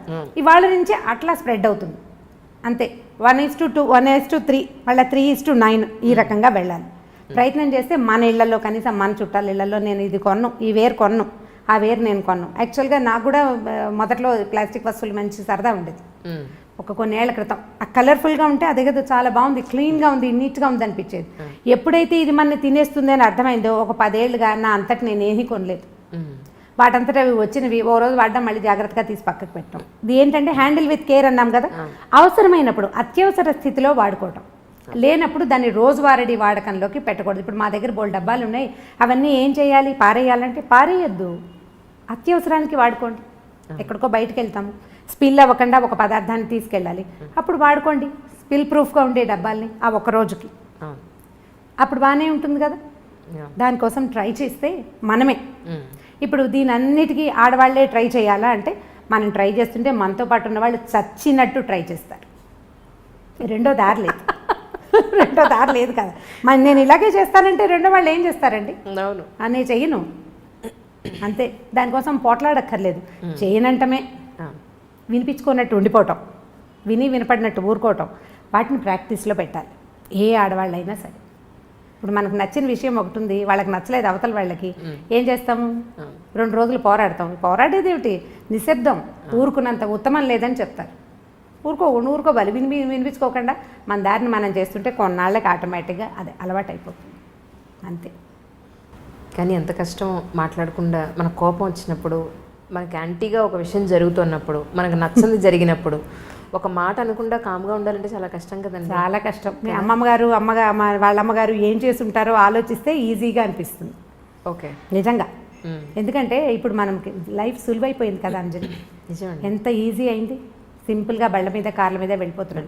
ఏదైనా పచ్చడి చేయాలంటే ఈజీగా చేసేస్తాం. ఇదివరకు ఆవకాయ అంటే 10 రోజుల పని, ఇప్పుడు ఏం లేదు. రైతు బజార్ వెళ్తాం, 3-4 గంటలు ఆవకాయ ఫినిష్ చేసి డబ్బాకెత్తి పక్కన పడేస్తాం. చాలా తొందరగా అయిపోతుంది. అన్ని పనులు ఈజీగా అవుతున్నాయి. మన అమ్మమ్మల జీవితాలు ఇలా సులువుగా నడవలేదు. చాలా స్ట్రగుల్ అయ్యేవారు, చాలా శ్రమ పడేవాళ్ళు, బోల్డ్ అంతా పని చేసేవాళ్ళు, అలుపు సులుపు లేకుండా ఉండేవాళ్ళు. నిజం, అలుపు లేకుండా ఉండి తర్వాత మరి నెక్స్ట్ డే నడవాలి కదా. ఈ ఒక రోజుతోటి అయిపోలేదు కదా. ఇవాళ బాగా అలసిపోయామంటే మనమైతే 2 గంటలు ఎక్స్ట్రా పడుకుంటున్నాం. పాత రోజుల్లో పడుకుందుకు అవకాశాలు కూడా ఉండేవి కాదు. మంచం ఎత్తేయాలి తెల్లారకుండానే. ఇప్పటి పరిస్థితులు కావు కదా. వాళ్ళని ఒకసారి తలుచుకుంటూ ఉంటే మన ముందు తరం వాళ్ళు ఎంత స్ట్రగుల్ అయ్యారో ఆలోచిస్తే ఇది ఈజీగా అనిపిస్తుందని నేను అనుకుంటాను. నేను మా మదర్ని బాగా తలుచుకుంటా ఆ విషయంలో, మా నాయనమ్మని కూడా. ఎలా వీళ్ళు సర్దుకున్నారు, ఎట్లా వీళ్ళు చేయగలిగారు. మా పెద్దక్కయ్యలు 3 కూడా ఎప్పుడూ నాకు ఫ్యాసినేషన్ వాళ్ళ మీదే ఉంటుంది. వీళ్ళు ఎలా చేశారు అని. పొయ్యి మీద వంట చేసుకోవటం, 20 మంది 15 మంది పిల్లలు, ఇంటి నిండా పిల్లలు, ఓ పిల్లకి జ్వరం, ఓ పిల్లకి తలనొప్పి, ఇంకో దానికి ఇంకోటి ఏమిటో, ఒకటి పడి కాలికి దెబ్బలు కొట్టుకుంటారు. ఇంతమందిని హ్యాండిల్ చేస్తూ నిజము హ్యాండిల్ చేస్తూ అసలు ఇల్లు పెద్ద పెద్ద ఇల్లు, బాత్రూములు ఎక్కడో బాత్రూములు. అవును, ఇప్పుడు బెడ్రూమ్లో ఉండేవి కాదు కదా. బెడ్రూమ్ ఏంటి అసలు ఇంటికి దగ్గర కాదు. ఇల్లు ఎక్కడో, బాత్రూమ్ ఎక్కడో బాత్రూమ్. ఎంత అవస్థగా ఉండేదో, ఎంత కష్టపడేవాళ్ళు. వాళ్ళు ఎలా చేయగలిగారు? ఎప్పుడు చూసినా నవనవలాడుతూ పక్కపక్కలాడుతూ బాగానే ఉండేవాళ్ళు, రకరకాల పనులు చేసుకుంటూ. నేను వాళ్ళని ఎప్పుడూ తలుచుకుంటాను. నేను వాళ్ళతో పోలిస్తే 100 పని చేయట్లేదు అనిపిస్తుంది ఇప్పుడు. వాళ్ళు అలా పోల్చుకుంటే కనుక మీకు సహనం ఆటోమేటిక్గా వస్తుంది. First of all self pity పోగొట్టుకోవాలి. ఇప్పుడు ఆడపిల్లలకి పెద్ద జబ్బు అదే. అవునండి, చాలా పెద్ద జబ్బు. నేను ఎంత కష్టపడుతున్నానో అన్న వాక్యం మర్చిపోతే ఏముండదు, ఈజీగా ఉంటుంది. మీరు ఆలోచించి చూడండి ఒకసారి. మీరు చెప్తుంటే నేను ఊహిస్తున్నాను. యాక్చువల్లీ మీరు చెప్పిన దాంట్లో నేను కూడా ఉన్నాను. ఇంత చేస్తాను, వీళ్ళెవరికి బుద్ధి జ్ఞానం లేదు, ఒకళ్ళు చేసి చావట్లేదనే ఒక ఫీలింగ్లోనే మొదట్లో ఉద్యోగాలు తీసుకునే కొత్తలో జాబ్ సరదాగా మొదలు పెడతారు. చదువుకున్నాం, ట్రై చేసాం, జాబ్ వచ్చింది. తర్వాత దాని నుంచి మనం బోల్డంత రెవెన్యూ సాధిస్తాం, అందరికీ ఉపయోగపడుతూ ఉంటుంది. ఇప్పుడు మనకి పని బాగా చేసేస్తాం ఖాళీగా ఉండేసరికి, అందులో కొంచెం ముందుకెళ్తాం, ఉద్యోగాల్లో ముందుకెళ్తాం. మనకు ఒక చిన్న సాటిస్ఫాక్షన్ లోపల, ఒక ఈగో సాటిస్ఫై అవుతూ ఉంటుంది. కొన్నాళ్ళు పోయాక ఈ పని చేయలేను, నా వల్ల కాదు అని ఆఫీస్లో చెప్పడానికి కూడా మనకు ప్రాణం ఒప్పదు. ఎందుకంటే లోపల ఒక యుగోని, ఆత్మారాముడిని సంతృప్తిపరచాలి కదా. ఆత్మారాముడు అంటే ఆకలే కాదు, మన ఆత్మకి మనం అలవాటు చేసినటువంటి సంతోషం, దాంట్లోంచి బయటపడాలని ఉండదు మనకి. ఈ కొన్నాళ్ళు పోయిన తర్వాత ఆత్మారాముడికి అయ్యో పాపం అనిపించడం మొదలుపెడుతుంది. నిజంగానే అవును, అంతే. ఇప్పుడు ఒక 8-10 ఏళ్ల జాబ్ తర్వాత మీకు ఎన్ని బర్డెన్స్ వచ్చినా, ఎన్ని ఇబ్బందులు వచ్చినా మీకు ఉద్యోగం మాందామని ఉండదు.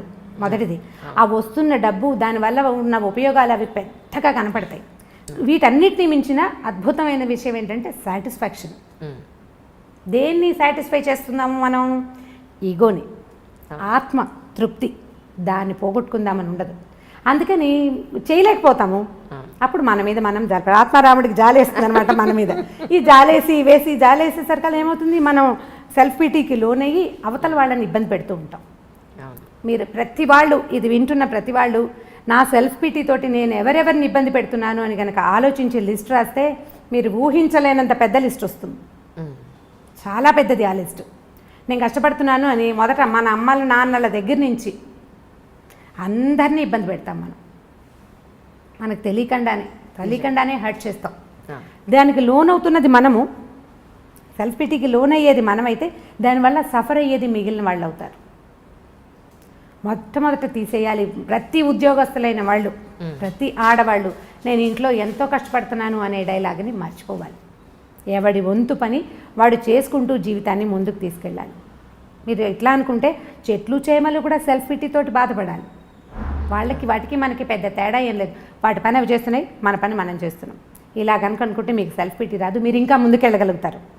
మీ ఉద్యోగ జీవితంలోనూ మామూలు దైనందిన జీవితంలో కూడా మీరు చాలా సాధించగలుగుతారు.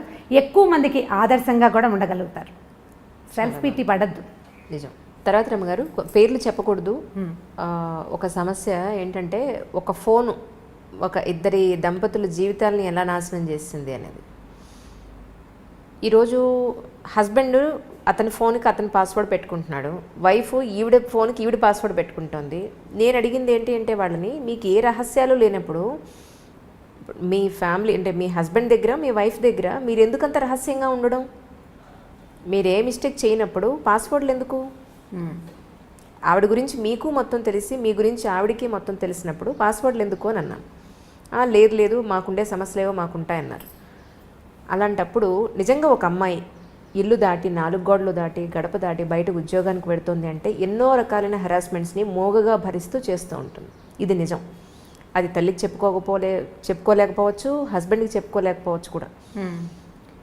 కొన్ని భరించి, ఒక్కొక్కసారి భరించి రివర్స్ అయ్యి, లేదా చాలా జరుగుతూ ఉంటాయి బయట. ఇవన్నీ కూడా ఇంటి వరకు రావు, ఆ అమ్మాయి మనసులోనే ఉండిపోతాయి. ఇలాంటి ఇష్యూస్ ఏమన్నా బయటపడతాయేమో అని అమ్మాయి ఏమన్నా కొంత సంకోచించచ్చేమో, కానీ అబ్బాయిల విషయాల్లో, ఎస్పెషల్లీ హస్బెండ్స్, తండ్రుల విషయాల్లో అంత సీక్రెసీ మెయింటైన్ చేసేది ఏముంటుంది? ఇలా చేయడం కరెక్టా? ఒక ఫోన్ ఇద్దరి జీవితాలు నాశనం చేస్తుంది అంజలి, ఈ విషయంలో ఎలా చేస్తే బాగుంటుంది అని అడగమన్నారు. ఫోన్లు అంటే మూలాలకు వెళ్ళాలి కదా మనం. ఇది ఇప్పుడు ఇదివరకటి ఇంత అవకాశాలు లేవు కదా అంజలి. ఇప్పుడు వర్క్ చేస్తారు, వర్క్ ప్లేస్లో రకరకాల స్నేహాలు ఉంటాయి. ఇళ్లల్లో కంటే ఆఫీసుల్లో హెచ్చుగా స్పెండ్ చేస్తున్నారు, ఆడగాని మొగగాని. ఇంటికి వచ్చాక ఏం చేస్తాము, రాత్రి 9కి ఇల్లు చేరితే ఏదో తిండి తింటారు, ఒక అరగంట 2 గంట ఏదైనా అప్పుడు కూడా ఫోన్లో ల్యాప్టాప్లో తెరిచి ఏదో ఆఫీస్ పనో ఇంకోటో చేస్తారు, పడుకుంటారు. తెల్లారులు వచ్చేసరికల్లా ఎవరి పరుగు వాళ్ళదే. ఇప్పుడు సంసార జీవితాలు అతి చిన్నవిగాను, ఉద్యోగ జీవితాలు అతి పెద్దవిగాను ఉన్నాయి. వీళ్ళకి రకరకాల స్నేహాలు, రకరకాల ప్రలోభాలు, రకరకాల ఆకర్షణలు. ఇప్పుడు ప్రతివాడు అందులోంచి బయటపడి దాన్ని దగ్గరికి రానివ్వకుండా చేసి కంట్రోల్ చేసుకోగలిగే అవకాశం అందరికీ ఉండదు. ఎవడి ప్రలోభం వాడిది. ఇప్పుడు వీక్ మూమెంట్స్ అనేవి ఇదివరకు పాత రోజులైతే జీవితానికి 1-2 ఉండేవి. ఇప్పుడు ఎవ్రీడే ఒక వీక్ మూమెంట్ ఉంటుంది, ప్రతిరోజు ఏదో ఒక వీక్ మూమెంట్ ఉంటుంది. ఎందుకంటే వీడిని పట్టి లాగేవి, వెనకాల పట్టుకోగలిగే బంధాలు కొంచెం తక్కువ అవుతున్నాయని అనిపిస్తుంది. మానసికంగా లేవు. మానసికమైన బంధాలు దృఢత్వం లేకపోవటం వల్ల వీళ్ళు ప్రలోభపడడానికి హెచ్చుగా అవకాశం కనిపిస్తోంది. ఇప్పుడు ఆడవాళ్ళు మగవాళ్ళు కూడా. ఇందులో మగవాళ్ళు ఇలా చేస్తున్నారు, ఆడవాళ్ళు చేయటం లేదని మీరు అనుకోకండి. నేను ఫెమినిజంకి నేను బాగా వ్యతిరేకిని. ఎందుకంటే ఇప్పుడు ఆడవాళ్ళు ఏం చేయట్లేదు, ప్రతిసారి ఆడవాళ్ళే విక్టిమ్స్గా లేరు. అవును, ఏం లేరు. మనం పేపర్ తెరిస్తే ఇప్పుడు వాళ్ళు దుర్మార్గులుగానే కనిపిస్తున్నారు, వీళ్ళు దుర్మార్గులుగానే కనిపిస్తున్నారు. సొంత పిల్లల్ని చంపేస్తున్న వాళ్ళు, పావుల్లాగా పెట్టిన గుడ్లని మింగేసేవాళ్ళు ఎంతమంది ఉన్నారు.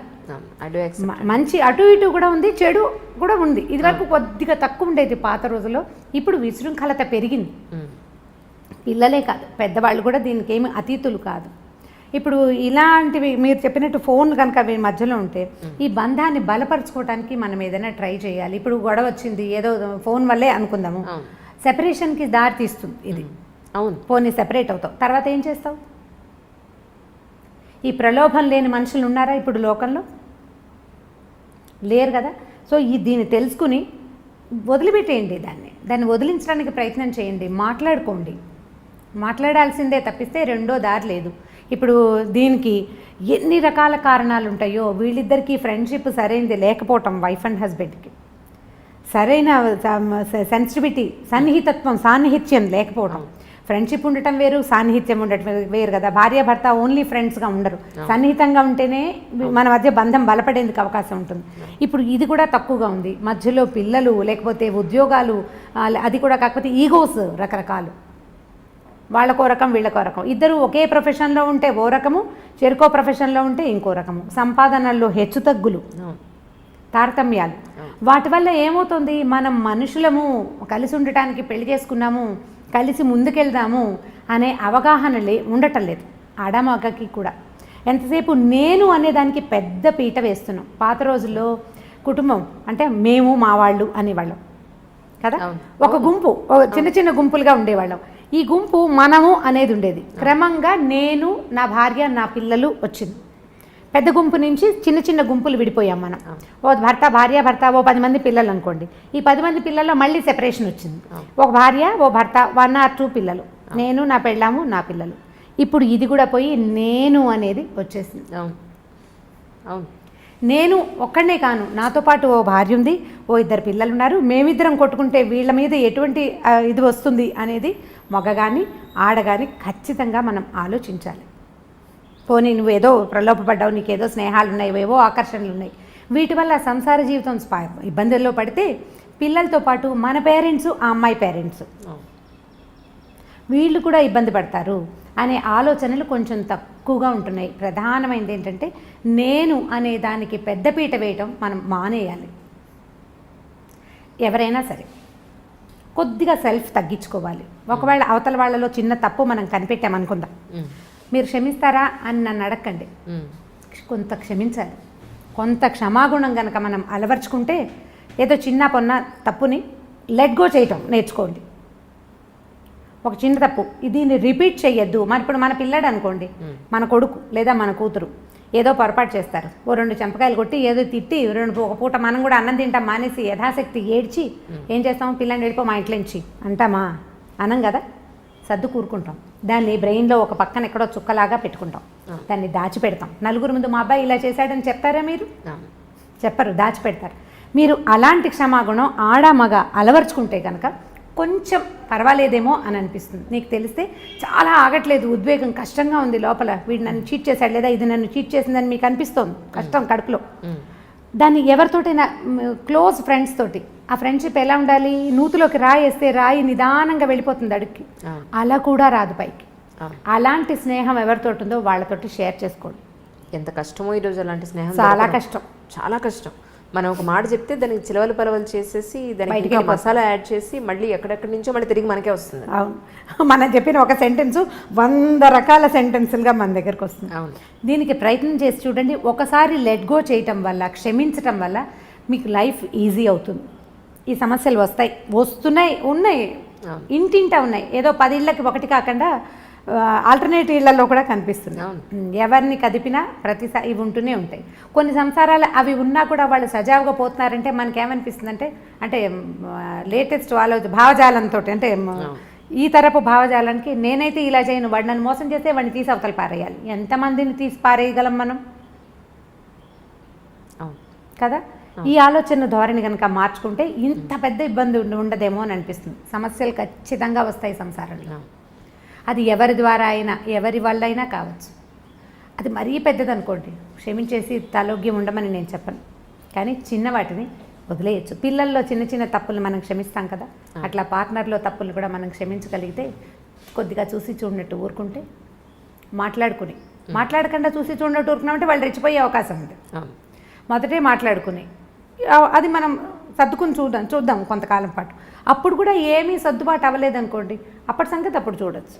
ముందు కొన్ని రోజులు నడుస్తాయి, ఈ లోపల మన పిల్లలు కొంచెం పెరుగుతూ ఉంటారు, పిల్లల వల్ల కూడా కొంత మార్పు రావడానికి అవకాశం ఉంటుంది. కానీ దీనికి ఇదే మార్గం, ఇంకా రెండో మార్గం లేదు, ఇంకేం చేయలేం మనం.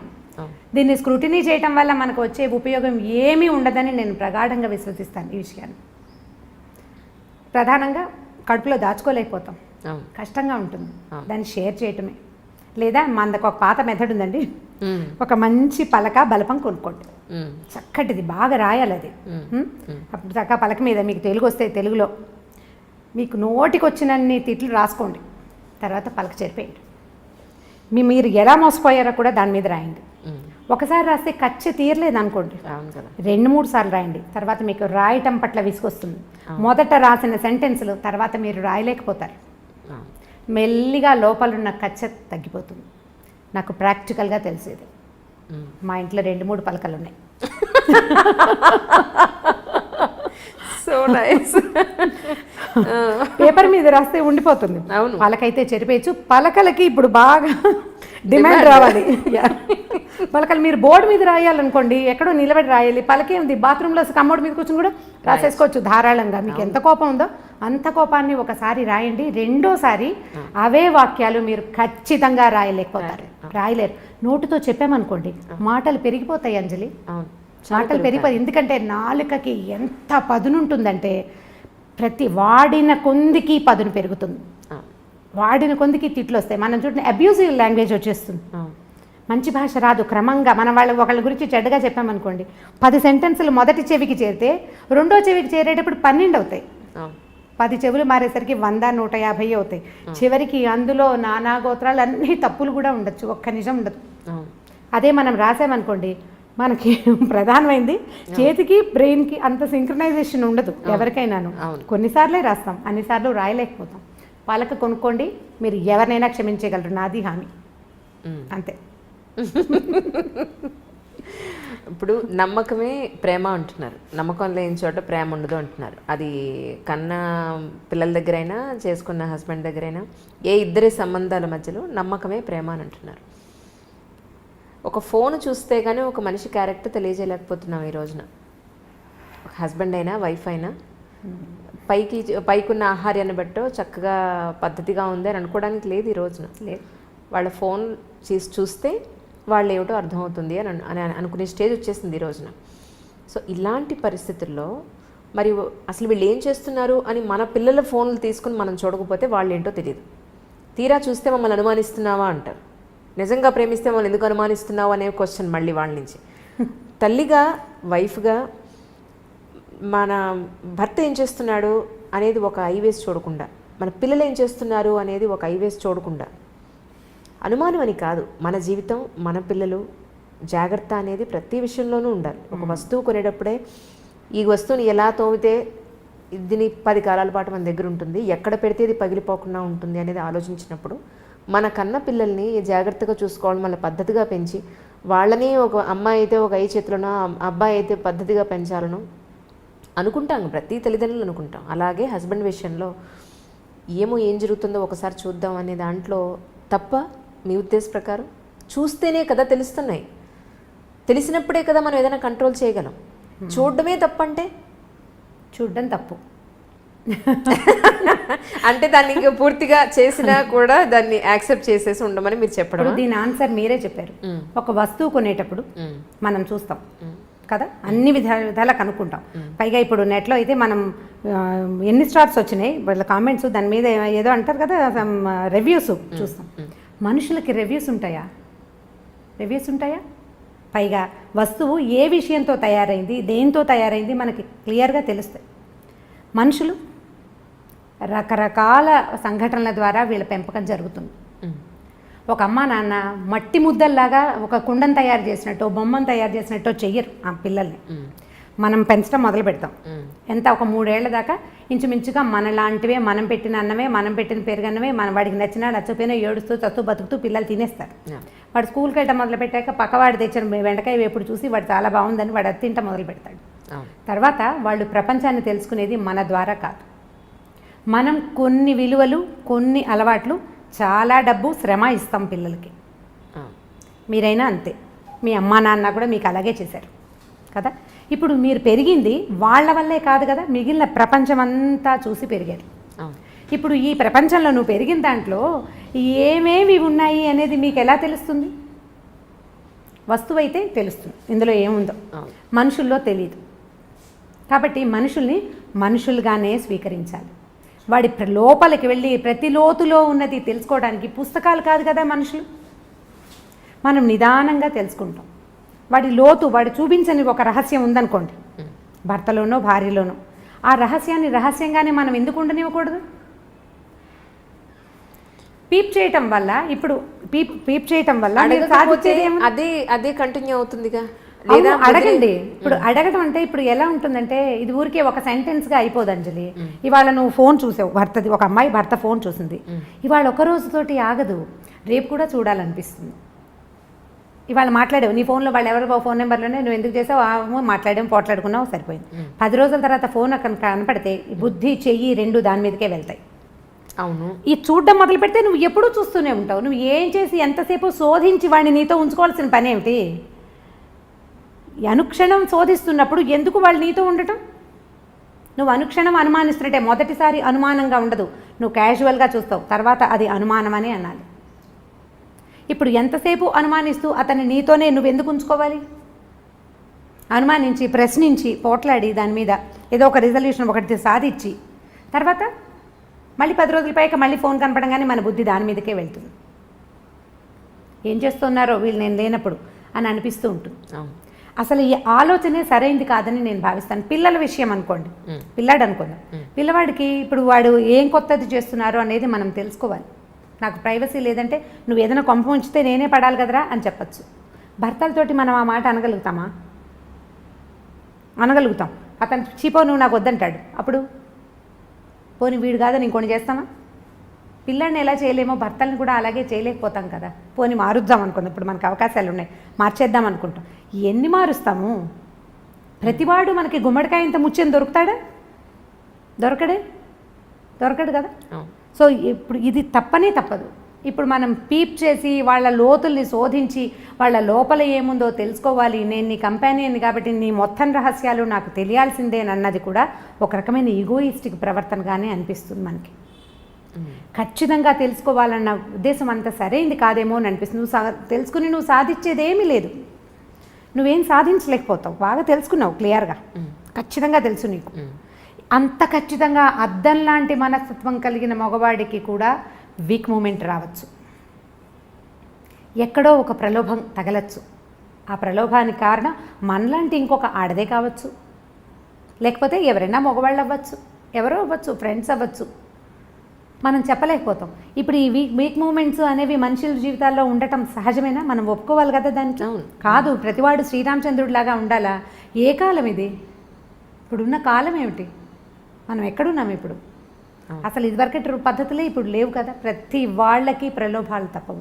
ఈ లోతులు శోధించాలి అని కనుక పెట్టుకుంటే నువ్వు శోధిస్తూనే ఉంటావు. వదిలిపెడితే నువ్వు ఈ జీవితంలో ఏదైనా సాధిస్తావు, ఇంకోటి ఏదైనా. దీన్ని నువ్వు సాధించగలిగేది సుతరాము లేదు, ఇందులో ఏమీ లేదు. కనుక్కుని మనం ప్రయోజనం ఏం లేదు. సరే, ఇప్పుడు ఒక ప్రాక్టికల్ ఒక అమ్మాయి లైఫ్ కట్టే కొట్టే తెచ్చేలాగా చెప్తాను, మీకు దాని సొల్యూషన్ చెప్పండి. అలా అయితే ఆ అమ్మాయి విలేజ్ నుంచి మామూలు నార్మల్ బ్రాహ్మణ్ ఫ్యామిలీ నుంచి వచ్చి హైదరాబాదు పెళ్లి చేసుకుని హైదరాబాద్ వచ్చింది. ఆ అమ్మాయికి 2 పిల్లలు, వైఫ్ అండ్ హస్బెండ్స్కి 2 పిల్లలు. ఒకరోజు పిల్లలు తీసుకొచ్చి, అమ్మాయి మామూలు చదువుకుంటే యూట్యూబ్ తెలియదు, నెట్ తెలియదు, ఏమీ తెలియదు, అమ్మాయికి నాలెడ్జ్ లేదు. ఆ అమ్మాయి మొగుడు ఫోన్ కూడా ఒక 20 సంవత్సరాలుగా ఏం జరుగుతుందో కూడా చూడాలని కూడా తెలియనంత అమాయకురాలు. పిల్లలు తీసుకొచ్చి ఫోను, ఇదిగొమ్మ నాన్న ఇవన్నీ చూస్తున్నారు అని చెప్పి పిల్లలు తీసుకొచ్చి వాళ్ళ నాన్న ఫోన్ చూపించారు. ఇది ఏమిటి, ఎలా చూస్తారని పిల్లల దగ్గర నుంచి నేర్చుకుంది ఆ తల్లి. చూసిన తర్వాత మొగుడిని పిలిచి అడిగింది, పిల్లలు చూపిస్తున్నారు ఇలా మీరు చూస్తున్నారని, ఇవి వాళ్ళు కూడా చూస్తున్నారు, మీరు ఈరోజు ఏం చూసారు, నిన్నేం చూసారు, గత 5 ఏళ్లుగా మీరు చూసేవన్నీ పిల్లలు పిల్లలు కూడా చూస్తున్నారు. సో ఇలా మీరు చెయ్యొద్దు అని చెప్పింది. నేను ఇలాగే చేస్తాను, నీకు ఇష్టం ఉంటే ఉండు, లేకపోతే వెళ్ళిపో అన్నాడు. మీ నీడ పిల్లల మీద కూడా పడకూడదు అని అంది. ఓకే అంటే ఆయన వన్ ఫైన్ మార్నింగ్ ఆయన తాగే ఔన్స్ గ్లాస్తో సహా తీసుకుని వెళ్ళిపోయాడు. ఈవిడికి ప్రాపర్ ఎడ్యుకేషన్ లేదు, ప్రాపర్ ప్రొఫెషన్ లేదు, 2 పిల్లలు, ఎలా బతుకుతుందని వెళ్ళిపోయాడు అతను. ఇప్పటికి 5 ఏళ్ళు అయింది. అసలు అతనికి బాధ్యత ఉందంటారా? ఎక్కడుంది బాధ్యత? లేదు కదా. మరి ఇప్పుడు అడగడమే తప్పంటున్నారు. ఫోన్ అక్కడ చూడలేదు అమ్మాయి. మరి పిల్లలు చూసి ఇప్పుడు ఎవరికి తప్పు, ఎవరి జీవితం ఇప్పుడు మట్టిలో కలిసిపోతుంది అక్కడ. ఇది పాయింట్. ఇవి కొన్ని కేసులే కదా అంట. అవును, ఇది ఇలాంటిది ఒక కేసు. అవును. ఇప్పుడు ఈ అమ్మాయికి సొల్యూషన్ ఏంటంటే పోలీస్ కేసు పెట్టడమే. ఇప్పుడు నేనేమంటున్నాను, ఇంత ఎక్సెంట్రిక్ థింగ్లోకి వెళ్ళిపోతే, ఇంత ఎక్స్ట్రీమిటీలోకి వెళ్ళిపోతే తప్పకుండా దీనికి లీగల్గా ప్రొసీడ్ అవ్వాల్సిందే, తప్పకుండా సెపరేషన్ తీసుకోవాల్సిందే. ఇప్పుడు ఇలాంటిది వాళ్ళెవరి జీవితంలో అయిందని ప్రతి వాళ్ళ జీవితాల్లో ఎలా అవుతాయి? ఇది అందరికీ అవ్వదు. పైగా ఇప్పుడు మీరు చెప్పిన కేసులో ఈ అమ్మాయి చదువుకోలేదు, ఆ అమ్మాయికి తెలియదు. ఇప్పుడు జనరల్గా శోధించదలుచుకునే వాళ్ళు భర్త ఏం చూస్తున్నాడు, అతని ఫోన్ ఎలా ఆపరేట్ చేస్తాడు, లేదా దానికి ఏదో నెంబర్ పెట్టాడు, ఈ అమ్మాయి దాన్ని డీకోడ్ చేసి సాధించేయగలుగుతుంది. ఇప్పుడు సపోజ్ వీళ్ళు మళ్ళీ కలిసిన్నా, లేదా ఈ అమ్మాయి వేరే పెళ్లి చేసుకున్నా, ఈ అమ్మాయి మనసులో థాట్ ఏముంటుంది? అమ్మో ఈయన మళ్ళీ ఏం చేస్తున్నాడో ఒకసారి చూద్దామని అనిపిస్తుందా, అనిపించదు? దాన్నే కదా చెప్తున్నాడు, మీరు కిల్ చేసుకోవాల్సింది దేన్ని? ఇప్పుడు వస్తువు పనిచేస్తుందో లేదో చూసి మనం షాప్లో టెస్ట్ చేసుకున్నట్టుగా మనుషుల్ని టెస్ట్ చేయకూడదు. టెస్ట్ చేస్తే నువ్వు బతకలేవు, వాళ్ళ సంగతి పక్కకు పెట్టు, మనం హాయిగా ఉండాలా ముందు. ఇప్పుడు పిల్లలది కూడా వెతకద్దంటారు మీరు? పిల్లల్ని చూడండి, పిల్లల్ని చూడొచ్చని చెప్తున్నాను నేను. పిల్లలది శోధించాలి, మగవాళ్ళది కూడా శోధించండి 1 టైం ఒకసారి మాట్లాడు. ఈ మాట్లాడుకున్న తర్వాత నీ బుద్ధిని అటువైపు వెళ్ళనివ్వకుండా ఉండే వ్యాపకం ఏదైనా మీరు పెట్టుకోవాలి. ఒకసారి కనుక మనకి లోపల అనుమానం పురుగు ప్రవేశించిందా, ఇక దాన్ని బయట పెట్టలేము. అది ఈగో ఎలాంటి పురుగో అనుమానం కూడా అలాంటిదే. అనుమానం పెనుభూతం అని చెప్పి వాళ్ళు చిన్నప్పుడు, అది పోదు, వదిలిపెట్టదు మనని. ఇప్పుడు అనుమానంగా కాదు, యాదృచ్ఛికంగా చూసేవు, దాని మీద సెర్చ్ చేసావు, నీకు తెలిసింది, అతన్ని అడిగేవు, లేదా అతను ఆ మగవాడే అమ్మాయిని అడిగాడు. ప్రతిసారి ఇలా మాట్లాడితే మేమేమే చేస్తామా అని వీళ్ళు పోట్లాడతారు. వాళ్ళు అడిగారు, మీరు మాట్లాడుకున్నారు, ఇది చెయ్యొద్దు, ఇలాంటివి పనికిరావు, ఇది రేపొద్దున బయట పెడితే మన పిల్లల జీవితాలు ఇలా అవుతాయని మీరు సాయిదా పాయిదాగా మాట్లాడుకోండి. కొంత దీని మీద అదుపు సాధించండి ఎంతో కొంత. తర్వాత లెట్ గో చెయ్యండి. కానీ ప్రతిరోజు నువ్వు శోధిస్తాను, ప్రతిరోజు నేను ఎక్కడికి వెళ్తున్నాడో స్పై చేస్తాను అంటే అది తప్పు కాదు. దానివల్ల వాళ్ళు తప్పు అమర్యాద కాదు, నువ్వు హాయిగా ఉండవు కదా. అవును, నువ్వు హాయిగా ఉండ, ప్రశాంతత ఏది జీవితానికి? ఇక ప్రశాంతత లేదు, నువ్వు తింటున్నా పడుకుంటున్నా ఎక్కడికైనా వెళ్ళినా ఏం కొంప మునిగిపోతుందో. ఇక నీ జీవితానికి స్థిమితమే లేనప్పుడు ఇంకా కలిసి ఉండటానికి ఏమీ అర్థం లేదు. ఇప్పుడు మగవాళ్ళ సంగతి చూద్దాం. ఒకటేదో బ్యాడ్ థింగ్ జరిగింది అనుకుందాం, మిగిలిన గుడ్ థింగ్స్ అన్నీ చిన్నవైపోతాయి కదా. అవును కదా. మనం ఏం చేయొచ్చు, ఈ గుడ్ థింగ్స్ని కొంచెం పెద్దవిగా ఆలోచిస్తే ఈ బ్యాడ్ థింగ్ చిన్నదిగా తోస్తుంది మనకి. సో అల్టిమేట్గా అడ్జస్ట్ అవ్వండి అని చెప్తున్నారు. ఖచ్చితంగా అడ్జస్ట్ అవ్వాల్సింది. ఏమిటి సమస్య తీవ్రంగా ఉంటే వదిలేయండి. ప్రతిసారి ఇదే చెప్తాను నేను, మీరు ఎన్ని ప్రశ్నలు అడిగినా నేను ఇదే చెప్తాను. సమస్య తీవ్రమైతే, నువ్వు తప్పించుకోలేని స్థితి వస్తే ఖచ్చితంగా తెంపేయటమే, ఏదైనా సరే, ఎవరితోటైనా, అటు పెద్దవాళ్ళతో కానీ పిన్నవాళ్ళతో కానీ పార్ట్నర్ తోటి కానీ చిన్నపాటి సమస్యల్ని భూతద్దంలో నుంచి చూసి దాన్ని బాగా పెద్దది మీరే ఆలోచనల్లో చేసుకుని తెంపుడికి వెళ్ళొద్దు. జాగ్రత్త పడండి. పోనీ నీ జీవితం, నీతో పాటు పిల్లలు ఉన్నారనుకోండి, పిల్లలుంటే మరి వీళ్ళని సరిగ్గా తీసుకెళ్ళాలా? వీళ్ళకు కూడా జీవితం మీద అనుమానం కలుగుతుంది కదమ్మా. మీరు అది ఆలోచిస్తున్నారా అసలు? ఇప్పుడు నాకు అనుమానం కలిగింది అనుకుందాం, ఎవరో ఒక స్త్రీకి భర్త మీద అనుమానం కలిగింది, మగవాళ్ళు ఇంతే ఇంతే ఇంతే ఇంతే మగవాళ్ళు ఇలాగే చేస్తారని నమ్మితే మోసం చేస్తారు. ఓకే, ఈ పిల్లవాడు మగపిల్లాడు ఉంటే వాడేమనిపిస్తుంది, మగవాడు మోసం చేయొచ్చు అనే భావన మగపిల్లాడికి. ఆడపిల్లలకి మగవాళ్ళు ఎప్పుడు ఇలాగే చేస్తారు కాబట్టి మగ పెదవులను నమ్మకూడదని ఆడపిల్లలకి. మనం ఇద్దరిని చెడగొట్టామా, దీనివల్ల ఇంకో 2 చెడిపోతారు రేపొద్దున. ఎంతమందిని చెడగొట్టినట్టు? పైగా జీవితానుభవాలు ఎవరివి వాళ్ళవే కానీ రెండో వాళ్ళవిగా ఉండవు. మన జీవితానుభవాన్ని మనం చూసి ఆడపడుచులతోటో అత్తగారితోటో భర్తలతోటో ఇబ్బంది పడి జీవితం ఇలాగే ఉంటుందని పిల్లలకి ప్రబోధిస్తాం. నీ జీవితం ఉందని నీ తోటి ఉన్న వాళ్ళ జీవితాలు అలా ఉండకపోవచ్చు. అక్క చెల్లెల జీవితాలు కూడా, ఒకళ్ళకి తాగుబోతు మొగుళ్ళు దొరుకుతారు, రెండో వాడు బంగారుకొండ కావచ్చు, రెండో అల్లుడు, మనం చెప్పలేకపోతాం. ఇప్పుడు దీన్ని చూసి ఇది అది ఒకేలా ఎలా ఉంటాయి? మనకి చేతి వేళ్ళే ఒకలా లేవు కదా. ఇప్పుడు మనం ఇంప్రెషన్ ఇవ్వకూడదు కదా, పిల్లలకి అభద్రతా భావాన్ని కలిగించకూడదు. ఇప్పుడు ఒకళ్ళే ఉంటే మీరు కొట్టుకున్నారు, సరే ఏదో సెపరేట్ అయ్యారనుకో, పిల్లలు ఉన్నప్పుడు పిల్లల పెరుగుదలతోటి ఇబ్బంది వేరేది, వీళ్ళకి చదువులు ఎట్లాగా, వీళ్ళకి సంపాదన ఎట్లాగా, వీళ్ళని సెటిల్ చేయటం ఎట్లాగా, ఇవన్నీ శేష ప్రశ్నలే. ఇవి కాకుండా వాళ్ళ మనసులు రేపొద్దున ఎలా అవుతాయి అనేది చూడాలి. ఇప్పుడు ఒక భర్త తాగొచ్చి భార్యని కొడతాడనుకోండి, తాగబోతు మొగుళ్ళు దెబ్బలు తినే పెళ్ళాల కథలు కూడా బోల్డ్ చదువుతుండే వాళ్ళ ఇది వరకు, ఇప్పుడు కొంచెం తక్కువ ఉన్నాయి. తను కొడతాడు, ఈ పిల్లలు చూస్తూ ఉంటారు, 3-4 మగ పిల్లలు ఉంటారు, వాళ్ళకి వాళ్ళ అమ్మని రక్షించాలని ఉంటుంది, చాలా తండ్రి మీద అయిష్టం ఏర్పడుతుంది, పెళ్ళాలని బాగా చూసుకోవాలని చిన్నప్పుడు అనిపిస్తుంది. కానీ వాళ్ళు పెళ్ళిళ్ళు అయ్యాక వీక్ మూమెంట్లో పిల్లలు చేతులు ఎత్తేస్తారు.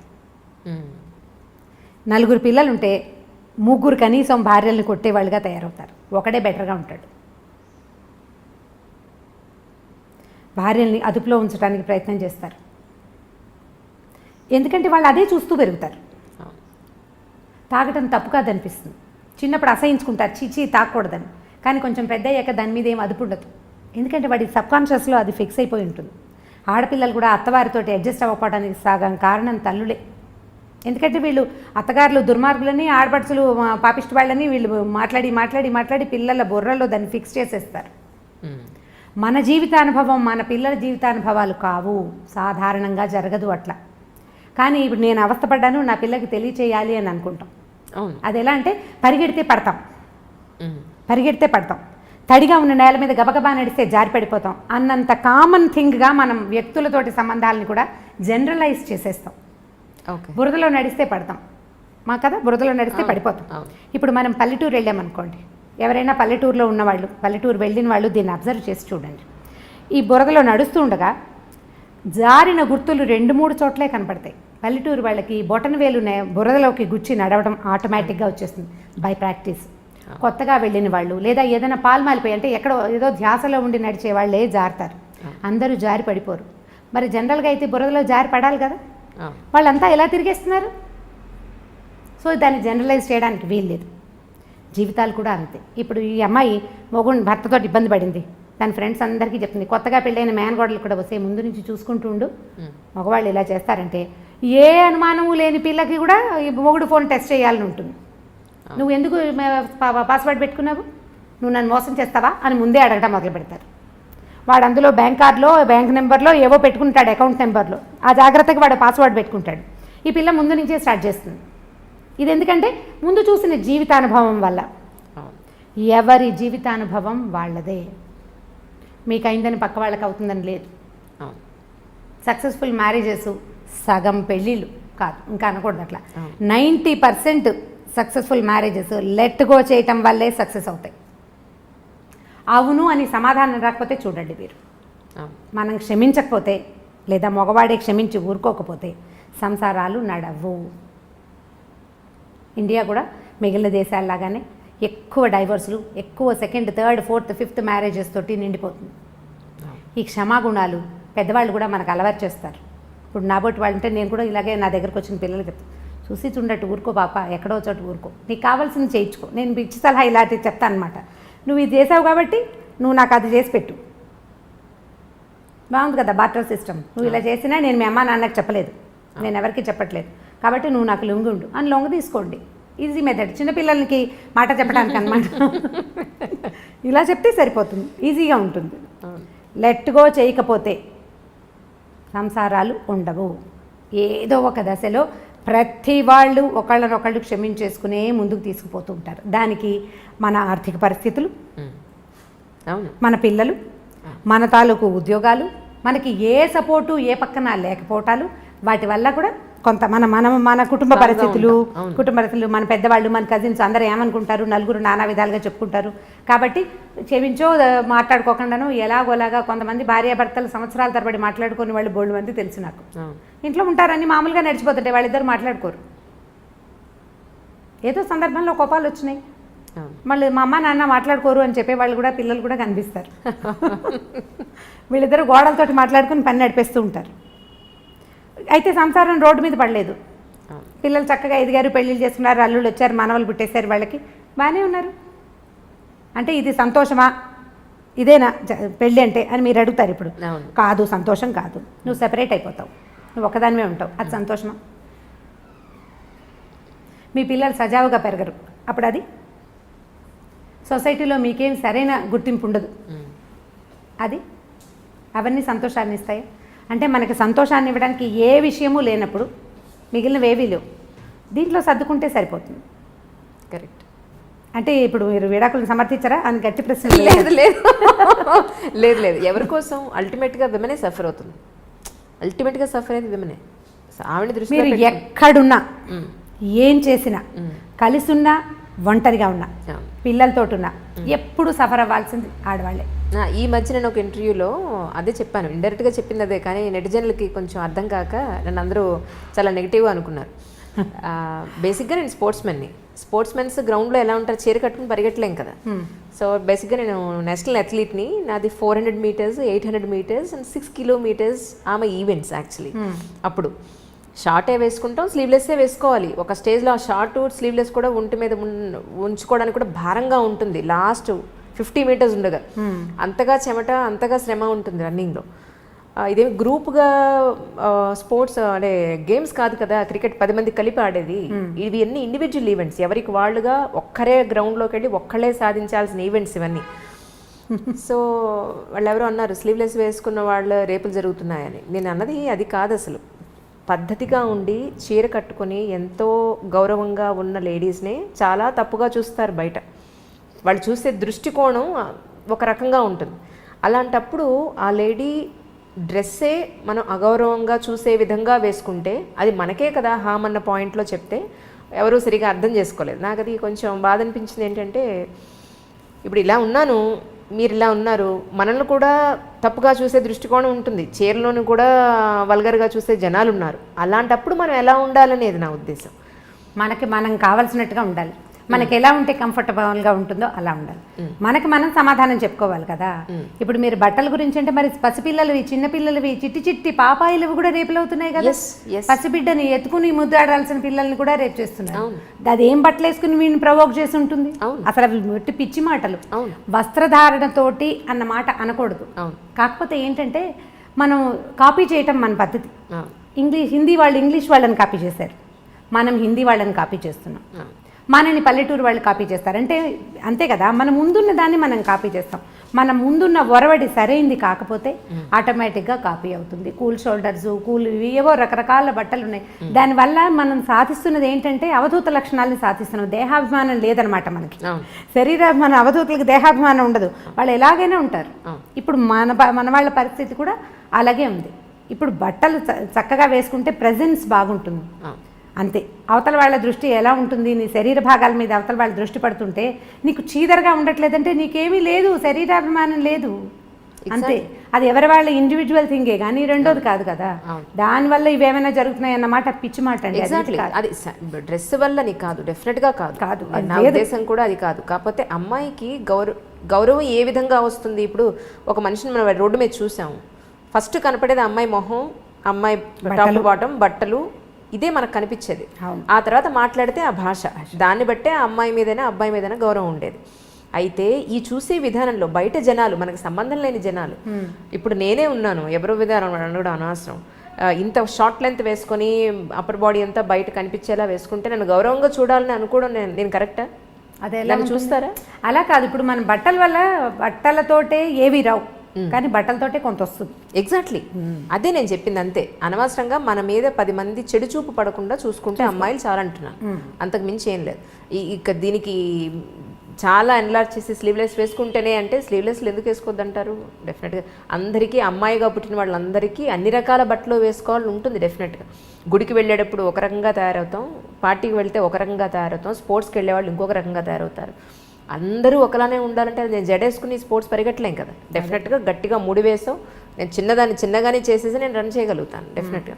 అలాగా ఎక్కడ ఎలా ఉండాలో, రోమన్కి వెళ్ళినప్పుడు రోమన్లానే ఉండాలని చెప్తూ ఉంటారు. సో అలా ఉండాలి తప్ప, సో డెఫినెట్గా ఇప్పుడు పబ్లిక్కి ఖచ్చితంగా కొంతమంది అక్కడ దాని ప్రొఫెషన్ ఉన్నవాళ్ళు ఉన్నారు, అక్కడికి వెళ్ళి చీరలు కట్టుకోమని మనము చెప్పం. అదే. సో అలాగా అందరికీ చెప్పేది ఏంటంటే ఎక్కడ ఎలా ఉండాలో అక్కడ ఉంటే బాగుంటుంది. ఇప్పుడు రోడ్డు మీద వెళ్ళేటప్పుడు కాస్త 10 మంది మనల్ని చెడుగా చూడకుండా ఉండే బట్టలు వేసుకుంటే చాలా అన్నది నా ఉద్దేశం, అంతకు మించి ఏం లేదు. ఇంకొకటి, ఇంతకీ సండే రోజు మీరు షాపింగ్కి వెళ్ళట్లేదు చెప్పండి, విండో షాపింగ్కి. సండే రోజు విండో షాపింగ్కి నెక్స్ట్ గెలేరియో మాల్ వెళ్ళాను నేను. వెళ్ళారా? మొత్తానికి వెళ్ళారు. నేను వెళ్తూనే ఉంటాను. ఓకే. ఎవరితోటైనా వెళ్ళినా నేను పెద్దగా నాకు చాలా అవసరమైన వస్తువులు తప్పిస్తే కొను నేను. ఈవెన్ నేను కూడా అంతే. అయితే నేను బాగా చీరలు పట్టుకుని షాప్కి వెళ్తుండగా ఒక ఆవిడ నన్ను చూశారు, నాకు మొన్న వాట్సాప్లో కూడా పెట్టారు, మీరు బోల్డ్ చీరలు కొనుక్కున్నారు అని. ఇప్పుడు కొత్త ప్రశ్నలు వస్తున్నాయి, మీరు చాలా చీరలు ఎలా కట్టేసుకుంటున్నారు అని. అంటే ఇప్పుడు మీరు అడిగిన ప్రశ్నకి ఇప్పుడు సమాధానం చెప్తాను. భగవంతుడు చాలా కొద్ది మందికి కొన్ని అదృష్టాలు ఇస్తాడు. నాకు భగవంతుడు ఇచ్చిన పెద్ద అదృష్టం, నాకు 7 అక్కయ్యలు ఉన్నారు. నేను నా చిన్నప్పటి నుంచి, అంటే నేను చీరలు కట్టుకోవటం మొదలైనప్పటి నుంచి 18-19 ఏళ్ల వయసు నుంచి, మా పెద్దకై నాకంటే 10 ఏళ్ళు పెద్దది. ఇంతకుముందు చెప్పాను కదా. ఎంతమంది మీ సిస్టర్స్? 8 సిస్టర్స్ మేము. మీతో కలిపా? నాతో కలిపి మేము 8 మంది. ఒక అన్నయ్య ఉన్నాడు మాకు. మొత్తం 9 మంది. మొత్తం 9 మంది. నేను చివరిదాన్ని. ఓహో. నేను సంగీతం క్లాస్కి మా పెద్దక్కై కొత్త చీరలు కట్టుకెళ్ళటం ఎన్నిసార్లు చేశాను. మా అమ్మవి పెద్దక్కవి, మా నాన్నగారు అప్పటికే లేరు. మా మదర్ కొత్త చీరలు సాధారణంగా కట్టుకునేవారు కాదు. చీరలు ఎవరైనా ఆవిడ కొనుక్కున్నా ఎవరైనా పెట్టినా ఆ చీర నేను కట్టుకెళ్ళిపోయేదాన్ని. ఏదో ఒక బ్లౌజ్ వేసుకుని ఏదో ఒక చీర కట్టుకోవడం. మా ఎలా పెంచారండి 8 మంది ఆడపిల్లల్ని? ఒక్క ఆడపిల్లల్ని పెంచడమే అసలు చాలా కష్టంగా ఉంది ఈ రోజుల్లో. పాత రోజులు కదా, పాతకాలంలో ఇలా బోల్డెన్ మంది 7 అమ్మాయిలు 6 అమ్మాయిలు బోల్డెన్ మంది కనిపిస్తారు నా ఏజ్ వాళ్ళు. నాకంటే పైన ఏజ్ వాళ్ళందరూ అలాగే ఉంటారు కదా. మాకేంటంటే మా అమ్మ నాన్న ఒక్కొక్కళ్ళే. మా తాతగారికి బాగా బాండ్ ఆఫ్ పిల్లలు ఆయన పాపం. ఆయన పుట్టలేదు. 3 పిల్లలు పుడితే ఒక ఆయన పుట్టగానే ఒక బాబు పోయినట్టున్నారు. మా మేనత్త ఒక 10 ఏళ్ళు వచ్చాక పోయారు. మా నాన్న ఒక్కరే. ఆయనకి చాలా మంది సంతానం కావాలని ఉండేది. మా ఇదొక తర్వాత ఇప్పుడు వైజాగ్లో మా నాన్నగారు ఆంధ్ర యూనివర్సిటీలో ఎంఏ చదవటానికి వెళ్ళారు. ఒకవేళ ఏదైనా చేయించేసుకుంటారేమో వీళ్ళు పిల్లలు కలగకుండా అని ఆడపిల్లలకు రాసిస్తానని బెదిరించేవారు మా తాతగారు. అప్పుడే ఆపేస్తే సరిపోయేది. ఆ తర్వాత ఇన్ని బొమ్మలు వచ్చినాయి, కొత్త బొమ్మలు అంటుండేది మా అమ్మ. మేము మా ప్రధానమైంది అది. పైగా మా కజిన్స్ అందరూ కూడా మేము 6, 7, 8 అలా ఉన్నాం. మా కజిన్స్ అందరూ కూడా ఎక్కువ వాళ్ళే. ఈ పైన పెద్ద అక్కయ్యలు ఉన్నారు కదా, మా అక్కయ్యలు చీరలు కట్టుకునే అలవాటు నాకు చిన్నప్పటి నుంచి ఉంది. ఇప్పుడు కూడా నాకు కుప్పలు తెప్పలుగా చీరలు వస్తూనే ఉంటాయి. కొంచెం నన్ను ఎక్కువ ముద్దు చేస్తారు. మిగిలిన ముద్దు అంటే జనరల్ ముద్దు కాదు, నాతో మ్యాక్సిమం పనులు అందరూ చేయించుకుంటారు. చీరలు మాత్రం వచ్చేస్తాయి. ఓకే. చీరలు వచ్చేస్తాయి. ఏదైనా కొత్త నగ చేయించుకుంటే మా అక్కయ్య ముందు పరిగెత్తుకుంటూ నాకు తెచ్చి మెడలో పెట్టి చూసుకోవడానికి, చూసి బాగుంది అని అనుకోవడానికి కూడా నగలు పెట్టుకొచ్చే అక్కయ్యలు ఉన్నారు నాకు. మిగిలిన వాళ్ళకి ఈ అవకాశం లేదు. నేను కట్టుకునే చీరలన్నీ నా సొంత చీరలు కావు. కొన్ని మా అక్కయ్యల చీరలు కూడా కొన్ని కట్టేసుకుంటూ ఉంటాను. ఎక్కువ భాగం అనమాట. 50% ఏదో ఒక అక్కయ్య దగ్గర నుంచి ఓ 4 చీరలు, ఓ 3 చీరలు అలా వస్తూనే ఉంటాయి. వాళ్ళు నాకు కొనిపెట్టేవి ఎక్కువే, పట్టుకొచ్చి పడేసి ఇవి కట్టుకోవే అని వదిలేసే చీరలు కూడా చాలా ఉంటాయి అన్నమాట. ఎక్కడున్నారండి 7 మీ సిస్టర్స్? 3 అక్కయ్యలు ఇక్కడే ఉన్నారు. 3 కాదు 4 అక్కయ్యలు ఇక్కడే ఉన్నారు. మా పెద్దక్కయ్య మొన్నటి దాకా ఇక్కడే ఉండేవారు, కానీ విజయవాడ వాళ్ళ అబ్బాయి షిఫ్ట్ అయ్యాడు. రెండో అక్కయ్య బందర్లో ఉంటుంది. మా ఆఖరక్కయ్య అహ్మదాబాద్లో సెటిల్ అయ్యారు వాళ్ళు. తను అక్కడ ఉంటుంది. వస్తే ఇక్కడ నా దగ్గరే స్టే చేస్తుంది. మీ బ్రదర్ అండి? బ్రదర్ మా ఊళ్ళోని చిట్టుకూడూరులో పొలాలు ఉన్నాయి మాకు. సొంత కాలేజీ ఒకటి ఉంది. సో కాలేజ్ చూసుకుంటాడు. సో ఇంకా తను అక్కడే ఉన్నాడు. మేము అక్కడికి వెళ్ళడానికి మాకు ఆసరా అదేనమాట, అన్నయ్య అక్కడే ఉండటం మా ఊళ్ళోనే. అవును. ఇంకోటండి, అసలు ఆస్పీషియస్ డే ఏదైనా వస్తే, ఇప్పుడు ఏమంటారు, గురు పౌర్ణిమ వస్తే సాయిబాబా గుళ్ళని కిటకిటలు ఆడిపోతూ ఉంటాయి. అసలు రోడ్ల మీద ఈ మూల నుంచి ఆ మూలకి మొత్తం లైన్లు కట్టేసి ఉంటారు వాళ్ళు. ఆ రోజు తప్ప ఇంకెక్కడ ఎప్పుడు ఎక్కడ దేవుడు కనపడ్డా అన్నంతగా రోడ్లు బారు తీరిపోయి ఉంటాయి. సో ఇటువంటి భక్తి, దీని భక్త, ఇది పిచ్చ, ఏమంటారు దీన్ని అసలు? పర్వదినాల్లో అన్ని గుళ్ళు కిటకిటలాడుతూనే ఉంటాయి. అన్ని గుళ్ళు ఇదేదేం లేదు, అన్నీ. అవును. ఇదివరకు పర్వదినాల్లో కొన్ని కమ్యూనిటీస్ వాళ్ళే గుళ్ళోకి వెళ్ళటం అనేది ఉండేది. అంటే నేను అనుకుంటాను, నా ఉద్దేశం, ప్రవచనకర్తలు పెరిగేసరికి ఇదివరకు ఏంటంటే ఏదో హరికథ అని గుళ్ళో ఏదో ఒకళ్ళు చెప్పేవాళ్ళు. అప్పుడు కొద్దిమంది వినేవాళ్ళు, అందులో కొంతే గుర్తుపెట్టుకుని కొద్దిమందే చేసేవాళ్ళు. ఇప్పుడు ఏమైందంటే మనం ఏ దాని చేసినా పొద్దు నుంచి సాయంత్రం దాకా అన్ని రకాల టీవీలలో పెద్దవారు చాలామంది రకరకాల మాటలు చెప్తుంటారు. సో ఇలాంటప్పుడు ఇక్కడికి వెళ్ళాలి అనే మాట మనం పదే పదే వినటం వల్ల, ఇది చేస్తే ఈ ఫలితం దొరుకుతుంది అనేది బాగా ఎక్కువగా తెలుసుకోవటం వల్ల జనాలు ఎక్కువ గుళ్ళకి వెళ్తున్నారని అనిపిస్తుంది. నేను ఏ పర్వదినాన సాధారణంగా గుళ్ళోకి వెళ్ళను నేను. ఎందుకంటే ఇగో ఈ గోల భరించలేకే అనమాట. చాలామంది జనాలు ఉంటారు కదా, ఎందుకొచ్చిందిలే ఇంత గోల్లో వెళ్తాము అని.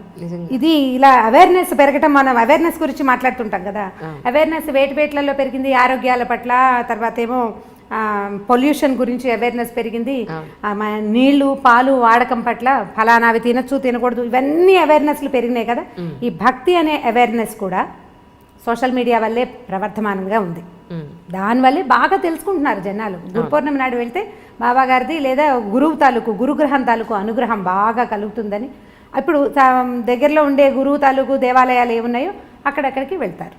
అది సహజంగా జరిగేదే కదా. మనం ఎక్కువ తెలుసుకున్నాం అనుకోండి ఆటోమేటిక్గా చేస్తాం. ఫలానా ఫోన్ బాగుంది అని మీరు అడ్వర్టైజ్మెంట్స్ పదే పదే చూస్తే శాంసంగ్ కొనుక్కుంటాం. అట్లా అవుతుంది. అందులో అనుమానం ఏం లేదండి. ఎందుకంటే 20 ఏళ్ల క్రితం ఇంత ఉండేది కాదు. 10 ఏళ్ల క్రితం కొంచెం పెరిగింది. ఈ 10 ఏళ్లలో విపరీతంగా పెరిగింది. మీరు ఏ పర్వదినాన్ని చూడండి, శ్రీనగర్ కాలనీ వెంకటేశ్వర స్వామి గుడిలో ఉత్తర ద్వార దర్శనం అంటే ముక్కోటి ఏకాదశి నాడు ఆ ఎదురుగుండా ఉన్న సందుల్లో గణపతి కాంప్లెక్స్ వైపు కూడా జనాలు క్యూలో కనిపిస్తారు. అక్కడి నుంచి క్యూగా వెళ్తూ ఉంటారు. అంటే వెంకటేశ్వర స్వామిని తిరుపతి వెళ్ళే చూడక్కర్లేదు, శ్రీనగర్ కాలనీలో చూడొచ్చు, లేకపోతే జూబ్లీ హిల్స్ రోడ్డు మీద ఉన్న వెంకటేశ్వర స్వామి. అసలు ఆ గుడి ఇంతే చిన్నగా కనిపిస్తుంది మామూలు రోజుల్లో. ఈ పర్వదినాల్లో మనకి విపరీతంగా పువ్వులతోటి అలంకారం చేస్తారు. ఆ రోడ్డంతా బ్లాకు. ఇక నానావిధ భక్త సమాజాలు అక్కడే ఉంటాయన్నమాట. ఆ ఒక రోజులో చూడకపోతే మనకి బోళ్ళని పాపాలు చేసేసాం.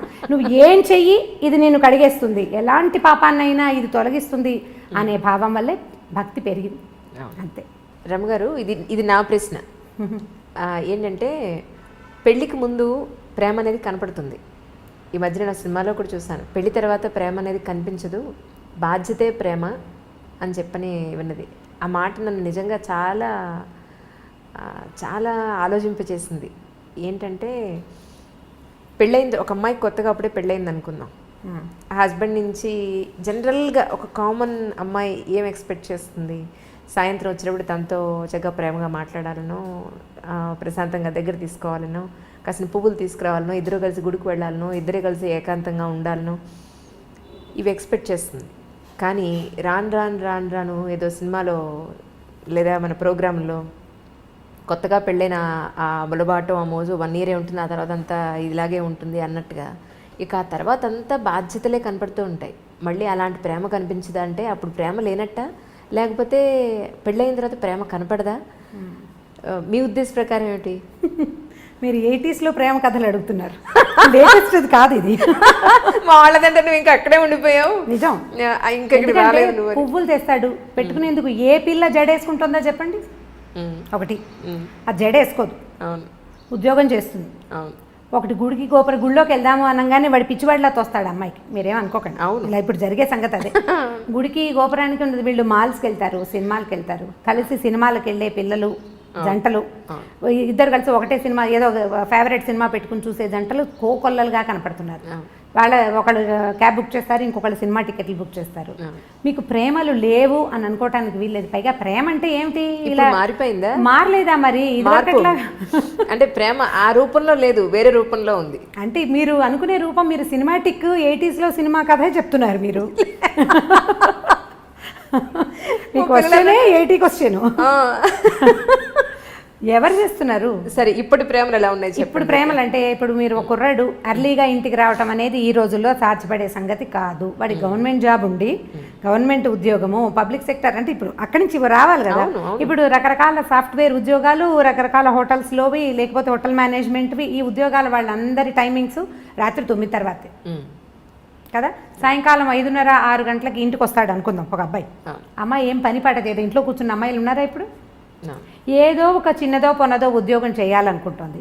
అది చచ్చినో దేవుడా అన్నట్టు వస్తుంది. అప్పుడు వీడు చేతులేసి దగ్గర తీసుకుంటానంటే, చచ్చి వచ్చాను ఏమిటి నువ్వు చేతులు వేస్తావు అనరు? అవును అంటారా? అనరా? డెఫినెట్, ఖచ్చితంగా అంటారు. అవును కదా. ఇప్పుడు ఈ 80 ప్రేమ కహాని ఇప్పుడైతే నడవదు.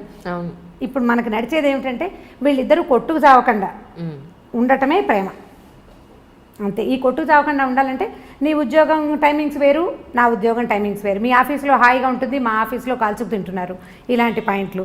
లేదా నీకు ఉద్యోగం, నీకు ఒక 15,000 జీతం పెరిగింది, నాకు 10,000 పెరిగింది, అలాంటి విషయాల మీద పోట్లాడుకోకుండా ఉండి వీళ్ళు పేరెంట్స్ని ఎంతసేపు మధ్యలోకి తీసుకొచ్చి మీరు పెళ్లి చేశారు. ఇది ఇప్పుడు లవ్ మ్యారేజ్ అయితే వేరే కదా అనుకోండి. ఇప్పుడు అరేంజ్డ్ మ్యారేజ్ అయితే అమ్మ నాన్న చేరుతుంటారు కదా మధ్యలో.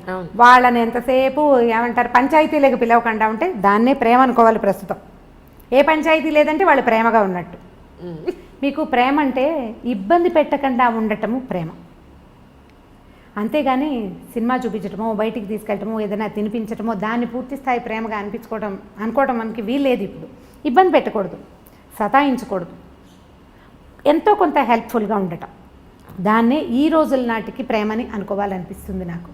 ఇప్పుడు అమ్మాయి ఏదో ప్రెగ్నెన్సీ, ఆఫీస్కి వెళ్తుంది, ఎట్లా కష్టపడి వెళ్తుంది, దానికి కొంచెం హెల్ప్ చేయటం, కొంచెం పని చేయటం. ఆ అమ్మాయి వచ్చేసరికి పనులు పేర్చి ఉంచకుండా కొంత పని అయినా చేసి కూర్చోబెట్టి వీడే సరుకులు కొనుక్కొచ్చి అవన్నీ చేయక్కర్లేదు, కొంత హెల్ప్ చేస్తే చాలు. మనం ఎలా తెలుసుకుంటున్నామంటే అడ్వర్టైజ్మెంట్స్లో కూడా అవే కనిపిస్తాయి. అమ్మాయి కాళ్ళు చాపుకొని కూర్చుంటే మొగుడు ఇల్లు వాకిలి తుడుస్తూ కనిపిస్తాడు. అది చూసి వీళ్ళు నువ్వు అలా తుడవట్లేదు అంటే ఎవరు తుడుస్తారు? ఎక్కడైనా జరుగుతుందా అట్లా? ఎక్కడా జరగదు. నువ్వు ఒళ్ళంచకుండా కాళ్ళు చాపు కూర్చుంటే నీకు నార్మల్ డెలివరీ ఎలా అవుతుంది? నువ్వు పిల్లడికి పాలిచ్చి ఎలా పెంచుకుంటావు? నువ్వు 4 పనులు చేసుకుంటేనే బాగుంటుంది. పనులు 4 చేసుకుంటే అన్ని రకాల పనులు చేసి నువ్వు చెయ్యలేని పనికి అతని సహాయం తీసుకోవాలి. చేయగలిగే పనులకి సహాయం తీసుకుని కాళ్ళు చాపు కూర్చోవాలంటే ఏం పద్ధతులు అవి? దాని ప్రేమ అని అనడానికి వీళ్ళేది ఓవరాక్షన్ అని అంత ఓవరాక్షన్ చేయక్కర్లేదు. ఇబ్బంది పెట్టకుండా ఉండటమే ప్రేమ అని నేను భావిస్తాను. స్టవ్ మీద పాలు పెట్టాం, పాలు పొంగుతున్నాయని హాల్లో నుంచి చెప్పకూడదు. అప్పుడేదో పని చేసుకుంటుంటే మగవాడు వెళ్ళి స్టవ్ ఆపాడండి, అది ప్రేమ. లైట్ ఫ్యాన్ వదిలేసావు అని అనకుండా వీళ్ళు అటు నుంచి వస్తూ లైట్ ఫ్యాన్ వదిలేసి చాలామంది ఏం చేస్తారంటే అక్కడ చూసి వచ్చి హాల్లోకి వచ్చేసి ఆ గదిలో లైట్ ఫ్యాన్ ఎవరి కోసం తిరుగుతున్నాయి అని అడుగుతారు. అవును కదా, దాని ప్రేమ అనరు. ఆపేసి ఫ్యాన్ వదిలేసి వస్తున్నావు, కరెంట్ వేస్ట్ అని క్లాస్ తీయచ్చు, దీని ప్రేమ అనిపించుకుంటుంది. కొంచెం క్లాస్ తీసే ప్రేమ పర్వాలేదు, ప్రైవేట్ క్లాసులు తీసే ప్రేమలు కూడా కొన్ని ఉంటాయి. నువ్వు అన్నీ ఇలాగే చేస్తున్నావు ఈ మధ్య అని వాళ్ళు ఆ పని చేసేసి చెప్పడం. ఇప్పుడు ఇది కూడా చేయకుండా ఏమీ చేయకుండా ఉంటే మాత్రం దాని ప్రేమ అంటానికి వీల్లేదు. ఇంత మాత్రం ప్రేమని ఈ రోజుల్లో ఎక్స్పెక్ట్ చేయొచ్చు. అంతేగాని సినిమాటిక్గా సాయంకాలం అయ్యేసరికల్లా వచ్చేసి మనకు పనులు చేసి పెట్టేసి మన బయటికి తీసుకెళ్ళేసి వాడు ఎంత చచ్చిపోతున్నారు, ఇవాళ రేపు ఉద్యోగాల్లో ఎంత స్ట్రగుల్ అవుతున్నారు. ఉద్యోగాల్లో పోటీ, ట్రాఫిక్లో హడావిడి, ఎంత బాధపడుతున్నారో. పైగా ఎంతసేపు నెల తిరిగేసరికి వచ్చేసే ఈఎంఐలు, ఈ లోన్లు, క్రెడిట్ కార్డులు, అవన్నీ మన వెసులుబాటు కోసం ప్రతి వస్తువు పదునైన కత్తే కదా. క్రెడిట్ కార్డు ఎంత సంతోషంగా ఉండేదో కొత్తల్లో. అది కట్టేటప్పుడు రక్తాశ్రువులు వస్తాయి, రక్తకన్నీరే, మనకి దుఃఖం వస్తుంది. బాబోయ్ ఇదంతా కట్టాల్సి వస్తుంది. వాడికి గీసేసేటప్పుడు గొప్ప సరదాగా ఉంటుంది. మా వాళ్ళని ఎత్తుపట్టు ఏమన్నా ఆల్రెడీ మీకు అనుభవం ఉన్నట్టుంది అదిగో కదా. ఇవన్నీ పదునైన కత్తులు ప్రతిదీను. ఈ కత్తుల్ని హ్యాండిల్ చేయటమే కష్టం. ఇప్పుడు మగవాడు ఒకడు ఉద్యోగం చేసి ఆడవాళ్ళు ఇంట్లో కూర్చుంటుంటే వీళ్ళకి ఏమనిపిస్తుంది, శని ఆదివారాలు సెలవులు రాగానే వీడు మన బాగా తిప్పేయాలి, అక్కడికి తీసుకెళ్ళాలి, ఇక్కడికి తీసుకెళ్ళాలంటే ఈ 5 రోజులు చచ్చి ఉండి పైగా ఈ వర్క్ అంతా శనివారం రాత్రి లోపల సోమవారం పొద్దుటికి అది రిపోర్ట్ అందించేసేయాల్సిన ఉద్యోగాలు ఉంటాయి. వాడు ఏం సరదా పడతాడు పాపం? వాళ్ళు ఎలా సరదా పడగలుగుతారు? ఫ్రీగా ఉండటానికి వాళ్ళకి పెద్దగా అవకాశం లేదు. అసలు మన ఉద్యోగ వ్యవస్థే పరమ దౌర్భాగ్యంగా ఉంది. ఇప్పుడు వర్కింగ్ అవర్స్ బాగుండట్లేదు కదా, వర్క్ కల్చర్లు బాగుండట్లా. వాడు స్ట్రెస్ ఫీల్ అవుతుంటాడు. వాళ్ళు ఏమనుకుంటారు, మగవాళ్ళు ఏమనుకుంటారు, వీళ్ళు మనని రిలాక్స్ చేయాలి, ఆడవాళ్ళ వల్ల రిలాక్సేషన్ రావాలంటే. ఇప్పుడు నేను సినిమాటిక్ మంత్రదండం, ఇది కూడా 80s 70sలో హీరోయిన్లు ఎన్ని కష్టాలైన పడి ఇంటికి వచ్చేసరికల్లా చక్కగా శుభ్రమైన ఇల్లు, తెల్లటి పక్కలు, మల్లె పువ్వులు లాంటి మంచాలు, ఇలాంటివి చాలా చదివేవాళ్ళం చిన్నప్పుడు. అలా మంత్రదండం లాగా చేయటము ఆడవాళ్ళ వల్ల కాదు.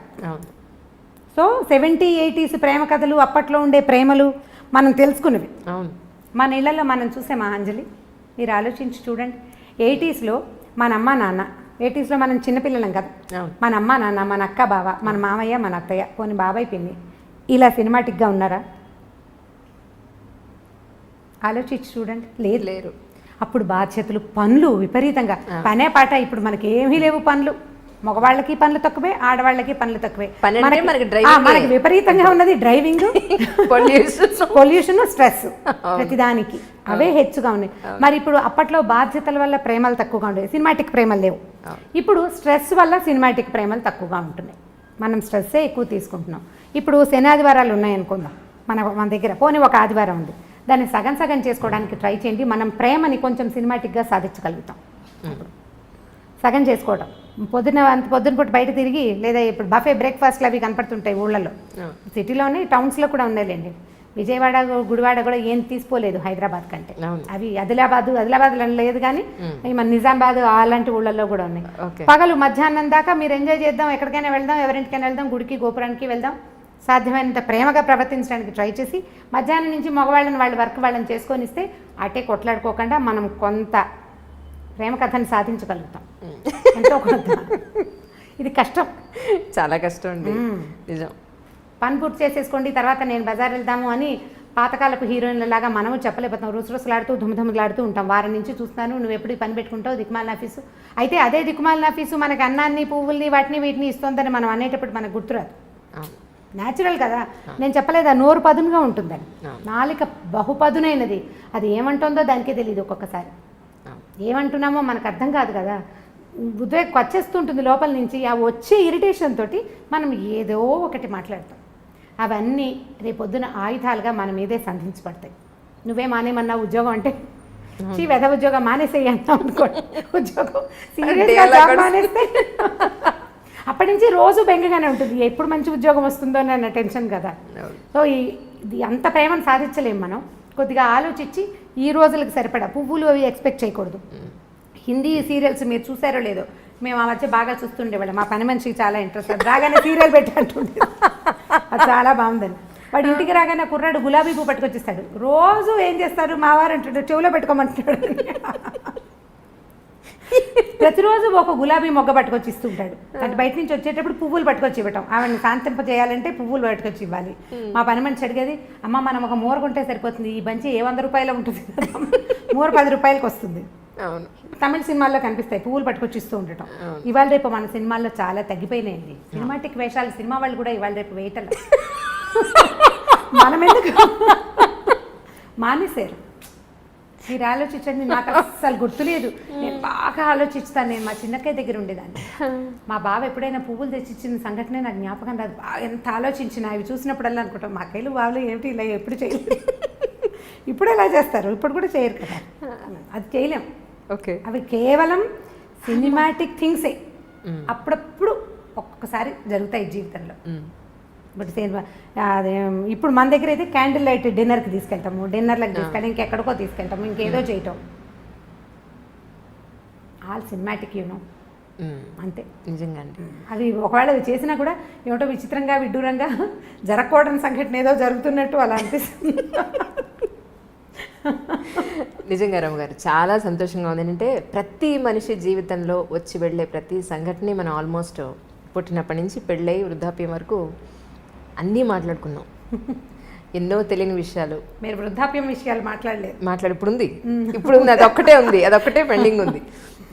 వృద్ధాప్య విషయంలో మాట్లాడాలి. యాక్చువల్లీ పిల్లలు పెద్ద అయిపోయి ఒక కపుల్కి పెళ్ళైన తర్వాత పిల్లలు, వాళ్ళ చదువులు, వాళ్ళ ఉద్యోగాలు, పెళ్ళిళ్ళు అయిపోయి వాళ్ళు వెళ్ళిపోయాక మళ్ళీ అల్టిమేట్గా మిగిలేది ఈ పేరెంట్స్ ఇద్దరే, వైఫ్ అండ్ హస్బెండ్స్ ఇద్దరే. వృద్ధాప్యంలోకి వచ్చేసి ఒక 60-70 ఏళ్ళలోకి ఎంటర్ అయిపోయిన తర్వాత వీళ్ళు ఎక్కడో ఉద్యోగాల నుండి పొరపాటున వీళ్ళ ప్రాణం పుట్టుకుమంటే వాళ్ళు వచ్చేంత వరకు ఉండే ఈ వెయిటింగ్ చాలా బాధగా ఉంది రమ్మగారు. చాలా చాలా అసలు తలుచుకుంటే భయం ఇస్తుంది నిజంగా.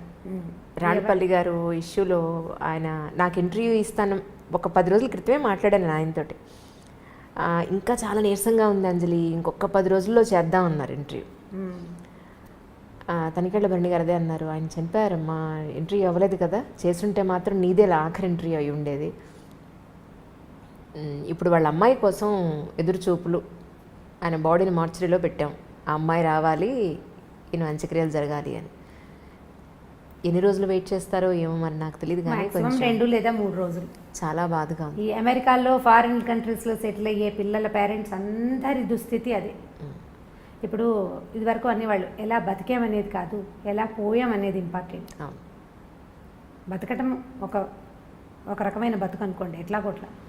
ఈ చనిపోయిన తర్వాత అసలు ఇలాంటి మాటలు మాట్లాడడానికి కూడా కష్టంగానే ఉంటుంది. వాళ్ళ పిల్లలు రాలేదు అంటే ఆ బాడీని ఇంట్లో పెట్టుకునేందుకు, వాళ్ళు చివరి క్షణం దాకా జీవించిన ఇంటికి ఇక దాన్ని ఉంచకూడదు. ఇలాంటి దుస్థితి ఎవరికి రాకూడదు అనిపిస్తుంది. మా కజిన్స్లో, చుట్టాల్లో, చుట్టుపక్కల ఎదురుకుండా ఇళ్లలో, అసలు మేము ఉన్న లైన్కి, రాళ్లపల్లి గారి ఇంటి పక్కనే బిల్డింగ్లోనే ఉండేది. ఈ ఎదురుకుండా లైన్ అసలు వృద్ధాశ్రమాలు అంజలి. అవి అందరి ఇళ్లలోనూ ఓన్లీ పెద్దవాళ్లే ఉన్నారు. పిల్లలందరూ ఫారిన్లో సెటిల్ అయ్యారు. ఈ పెద్దవాళ్ళు ఓపికగా ఉన్ననాళ్ళు సంవత్సరం వెళ్ళొస్తూనే ఉంటారు. 6 నెలలు ఉండొస్తారు, 6 నెలలు ఇంటికి వచ్చి ఇక్కడ ఉంటుంటారు. ప్రతి సంవత్సరం లేదా సంవత్సరం 2 ఏళ్ళు ఉండిపోయి మధ్యలో ఎప్పుడో ఇక్కడికి వచ్చినప్పుడు వీళ్ళల్లో ఒకళ్ళు పోతే రెండో వాళ్ళ పరిస్థితి వర్ణనాతీతం. వీళ్ళు ఏం చేయాలో తెలీదు. ఇక్కడ ఎవ్వరు ఉండరు, ఏ ఆసరా ఉండదు. ఇలాంటప్పుడే కదా మోరల్ సపోర్టు, పిల్లల సపోర్టు కావాలి. ఒంటరిగా దిక్కులేని పక్షుల్లాగా అయిపోతారు. వాళ్ళు వచ్చేదాకా ఈ బాడీ, ఈ శరీరాన్ని ఇంట్లో ఉంచలేం కదా, ఉంచే అవకాశం లేదు. అసలు మార్చురీలు ఎందుకున్నాయిరా అనిపిస్తే ఇగో ఇలాంటి దానికోసం ఉన్నట్టు అనిపిస్తుంది. వీళ్ళని అక్కడ ఉంచటం, ఈ రెండో రోజుకే సాయంకాలానికే అవసరం మారిపోతుంది కదా మన పరిస్థితి. ఈ మారిపోయే పరిస్థితిని అవాయిడ్ చేయడానికి అక్కడెక్కడో పెడితే కనీసం పోయినప్పుడు ఒక ఇద్దరు వాళ్ళ పక్కన కూర్చొని ఏడ్చే పరిస్థితి కూడా లేదు కదా, అది కూడా లేదు. వీళ్ళు ఇంట్లో ఉండిపోతారు. కానీ వీళ్ళు ఏడిస్తే వీళ్ళని ఓదార్చడానికి కూడా ఎవరు మనుషులు లేరు, పిల్లలు లేరు, ఎవరో వస్తారు చుట్టాల పక్కలు ఉన్నవాళ్ళు. మా ఎదురింట్లో చూశాను నేను ఇలాంటిదే. రాళ్ళపల్లి గారు పాపం ఆయన అక్కడ దిగి కారెక్కి వెళ్తుండేవారు ఎక్కడికైనా. నాకేం ప్రత్యక్షంగా వారితో పరిచయం లేదు, కానీ పక్కనే కదా బిల్డింగ్, దిగి వస్తుంటే చూస్తుండేవాళ్ళు. ఇప్పుడు వాళ్ళ అమ్మాయి వచ్చేదాకా ఆగాల్సిందే. ఎవరైనా ఇదే పరిస్థితి. ఈ అమ్మ నాన్నలు పెద్దవాళ్ళు అయ్యాక ఫారిన్లో సెటిల్ అయ్యే పిల్లలు ఆలోచించాలి దీని గురించి అనిపిస్తుంది నిజంగా. ఇప్పుడు వాళ్ళు పిల్లలు ఒక చోట ఉంటారు, వాళ్ళ పిల్లలు కూడా రేపు ఒక చోట, అంటే దీనికి పెద్ద ఇంపార్టెన్స్ ఇవ్వని మనస్తత్వాలు ఉన్నాయి అనుకోండి, అదేం పెద్ద ఇదేం కాదు. కానీ మనము ఆ స్థితిలోకి వచ్చాక కానీ కొన్ని విషయాలు మనకు అర్థం కాదు. మనం ఆ పరిస్థితిలోకి వెళ్తే కానీ అర్థం కాదు మనకి. ఇప్పుడు అర్థమయ్యాక మనం చేతులు కాలేక ఆకులు పట్టుకున్నట్టుగా అప్పుడు ఇంకా చేయగలిగేది ఏమీ లేదు కదా. కొంచెం ఆ పేరెంట్స్ పెద్దవాళ్ళు అయితే పిల్లలు ఇండియాలో ఉండి అని, లేదా వాళ్ళు ఎక్కడుంటారు అక్కడే ఉండటం, లేదా వీళ్ళని తమ దగ్గరే ఉంచుకోవటం లాంటిది ఏదైనా చేస్తే బాగుంటుందేమో అనిపిస్తుంది. వీళ్ళు అక్కడ ఇమ్మడలేకపోతారు పాపం, వీళ్ళు అక్కడ ఉండలేకపోతారు. వీళ్ళ ఎన్వైర్న్మెంట్కి ఒక అలవాటు పడి ఉంటాం కదా ఇది, అందుకని వీళ్ళు ఇక్కడ ఉండటం, వాళ్ళు బయట ఎక్కడో ఉండటం. ఈ బయట కంట్రీస్లో సెటిల్ అవ్వటం పిల్లలంటే ముందంతా భలే సరదాగా ఉంటుంది. అంటే వీళ్ళు నడి వయసులో ఉండగానే పిల్లలు బయటకు వెళ్ళిపోతారు, రకరకాల వస్తువులు పంపిస్తారు, బోల్డ్ డబ్బు వస్తుంది. అంతకుముందు చిన్న డబల్ బెడ్రూమ్ ఇళ్లలో ఉండేవాళ్ళు పెద్దగా లావిష్గా పెద్ద పెద్ద ఇళ్ళు కొనుక్కుంటారు, ఓ వంట మనిషిని పెట్టుకుంటారు. చాలా ఇళ్లలో కనపడుతుంది సహాయానికి. అక్కడి నుంచి ఓ పని మనిషిని ఎవరినో పెడతారు, అక్కడికి ఇక్కడికి ట్రిప్పులు వెళ్ళొస్తారు, పిల్లలు ఫ్లైట్లు బుక్ చేసేస్తారు, వెళ్తూ ఉంటారు. ఓపిక సడలని అంతకాలము బాగుంటుంది, చాలా ఎంజాయ్ చేస్తారు జీవితాన్ని పిల్లలు. బయట అందరూ కాదు, 80% ఇళ్లలో జరుగుతుంది ఇట్లా. కొన్ని ఎక్సెంటిస్ ఏవో చిత్రమైన కేసులు జరుగుతాయి, అసలు పట్టించుకొని కొడుకులు ఉన్న వాళ్ళు కూడా కనిపిస్తుంటారు, కానీ లోక సహజంగా జరిగేది. వీళ్ళ ఓపిక తగ్గి ఈ ఇద్దరిలో ఒకళ్ళు దాటిపోయే స్థితి వచ్చినప్పుడు అప్పుడు వస్తుంది సమస్య. కరెక్ట్. ఇప్పుడు ఇంతకాలం ఎంజాయ్ చేసి పిల్లల్ని ఏమంటారు, మీరు మమ్మల్ని వదిలిపెట్టి వెళ్ళిపోయారు, దూరాన్ని ఉన్నారు అని అనలేకపోతారు. వాళ్ళ కోసం వీళ్ళు వెయిట్ చేయాల్సే వస్తుంది. ఇప్పుడు ఒక మంచి ఒక చెడు అవునండి పక్కనే ఉంటాయి కదా. ఈ పక్కనే ఉండటంలో ఈ పిల్లలు ఫారిన్ కంట్రీస్లో ఉండటం, భార్యాభర్త ఇక్కడ మిగిలిపోవటం ఒక లైన్గా జరిగిపోతూనే కనపడుతుంది. అసలు ఇదివరకు అక్కడక్కడ కనపడేది, ఇప్పుడు ప్రతి ఆల్టర్నేట్ ఇంట్లోనూ ఒక సమూహంలో సగానికి పైగా ఇలాంటివే ఉన్నాయి. మా అక్కయ్యల పిల్లలు కూడా మగ పిల్లలు ఫారిన్లో ఉన్నారు. మా పరిస్థితులు కూడా అదే. కొన్నాళ్ళు పోయాక మేము కూడా అదే లైన్లోకి వెళ్తామని అనిపిస్తుంటుంది. మా అక్కయ్యలు పెద్దవాళ్ళు కొంచెం చాదస్తంగా కాస్త ధోరణిగా బిహేవ్ చేస్తే ఓ 10 ఏళ్ళు పోయాక నేను కూడా ఇంతేనేమో అనిపిస్తుంది. 10 ఏళ్ళు అలాగే అవుతాం కదా. ఇప్పుడు మీరు పై వాళ్ళని చూసే అవకాశం లేకపోతే చాలా నేర్చుకోలేము అంజలి. మన ముందు తరాన్ని ఫ్రీక్వెంట్గా చూసే అవకాశం ఉంటే మనం జీవితాన్ని చాలా తెలుసుకోగలుగుతాం, చాలా నేర్చుకుంటాం, ఎక్కువ తెలుస్తుంది. ఇప్పుడు నాకు ఎక్కువ తెలియటానికి కారణం నా ముందున్న తరాలన్నీ నాకు క్లోజ్గా ఉండటమే. నాకు అదొక అదృష్టమే. ఇందులో ఒక చిన్న మైనస్ పాయింట్ ఏంటంటే వాళ్ళ వృద్ధాప్యాన్ని చూస్తూ 10 ఏళ్ల తర్వాత నేను కూడా ఇంతేనని నాకు రోజు గుర్తు వస్తూ ఉంటుంది అన్నమాట. నాకు తెలుస్తూ ఉంటుంది, ఓ 10 ఏళ్ల తర్వాత, ఒక 15 ఏళ్ళ తర్వాత నేను కూడా ఇలాగే అవుతాను, నేను ఇంతకే వెళ్తాను, ఇందులోకే వెళ్తాను. మామూలు జనాలకు ఆ అవకాశం ఉండదు, పెద్దగా తెలుసుకోరు, సరదాగా తిరిగేస్తూ ఉంటారు. ఎవరన్నా పెద్దవాళ్ళు కనిపిస్తే వాళ్ళు సీనియర్ సిటిజన్స్గా తోస్తారు. నాకు సీనియర్ సిటిజన్స్ అనిపించదు, మాకు అక్కయ్యలాగానే తోస్తారు, అదే అలవాటు కదా. వీళ్ళని చూసి వచ్చింది 10 ఏళ్ళు పోయాక. ఇప్పుడు మా అబ్బాయిలే నాకు చెప్తారు, అమ్మ 10 ఏళ్ళు పోయాక నువ్వు విజయబెద్దం లాగా అయిపోతావు, ఇప్పుడే చంపేస్తున్నావు నువ్వు. ఇలా అవుతూ మన జీవితాలు కూడా ఇందులోకి వెళ్ళవలసిందే. మనం తెలుసుకోవాల్సింది ఏంటంటే ఇవాళ యంగ్, ఎనర్జెటిక్గా, శుభ్రంగా, బ్రహ్మాండంగా, చాలా దృఢంతో ఉన్న మనము రేపొద్దున వెళ్ళే దారి మన ముందున్న దారే కానీ కొత్త దారి ఏది కాదు. అసలు సృష్టిలో కొత్తది లేదు, ఏది లేదు. ఇప్పుడు మనం ఒక విశృంఖలమైన ప్రపంచాన్ని చూస్తున్నాం. మనని చూసినప్పుడు మన పేరెంట్స్ కూడా ఇలాగే అనుకున్నారు, ఏమిటో మారిపోతున్నారు పిల్లలని. మన అమ్మా నాన్నలు అంటే ఇప్పుడు మా అమ్మా నాన్నలు చేయలేదు, కానీ సాధారణంగా మన ముందు తరంలో ఉన్న అమ్మా నాన్నలు పల్లెటూళ్ళు వదిలిపెట్టేసి టౌన్లకి వాటికి గవర్నమెంట్ ఉద్యోగాలకి వస్తున్నప్పుడు వాళ్ళ ముందు తరం కూడా అలాగే అనుకుంది, రోజులు మారాయి అన్నమాట ప్రతిసారి అవును. ప్రతి తరం తర్వాత పునరావృతం అవుతూనే ఉంటుంది, తిరుగుతూనే ఉంటుంది ఆ మాట. దాని నుంచి మనం తప్పించుకోలేకపోతాం. ఇప్పుడు మరీ పెరిగింది, రేపొద్దున ఇంకా పెరుగుతుంది. పాతదారిని పట్టడం మన వల్ల అవ్వదు, పాతదారిని వదలలేకపోవటం మాత్రం మన వల్ల అవుతుంది. మనం ఏం చేస్తామంటే మనకి బాగా నచ్చిన విషయాలు కొత్తవి తీసేసుకుని మనకి నచ్చనివి పాత రోజులు బాగున్నాయి అని చెప్తూ ఉంటాం. అవును.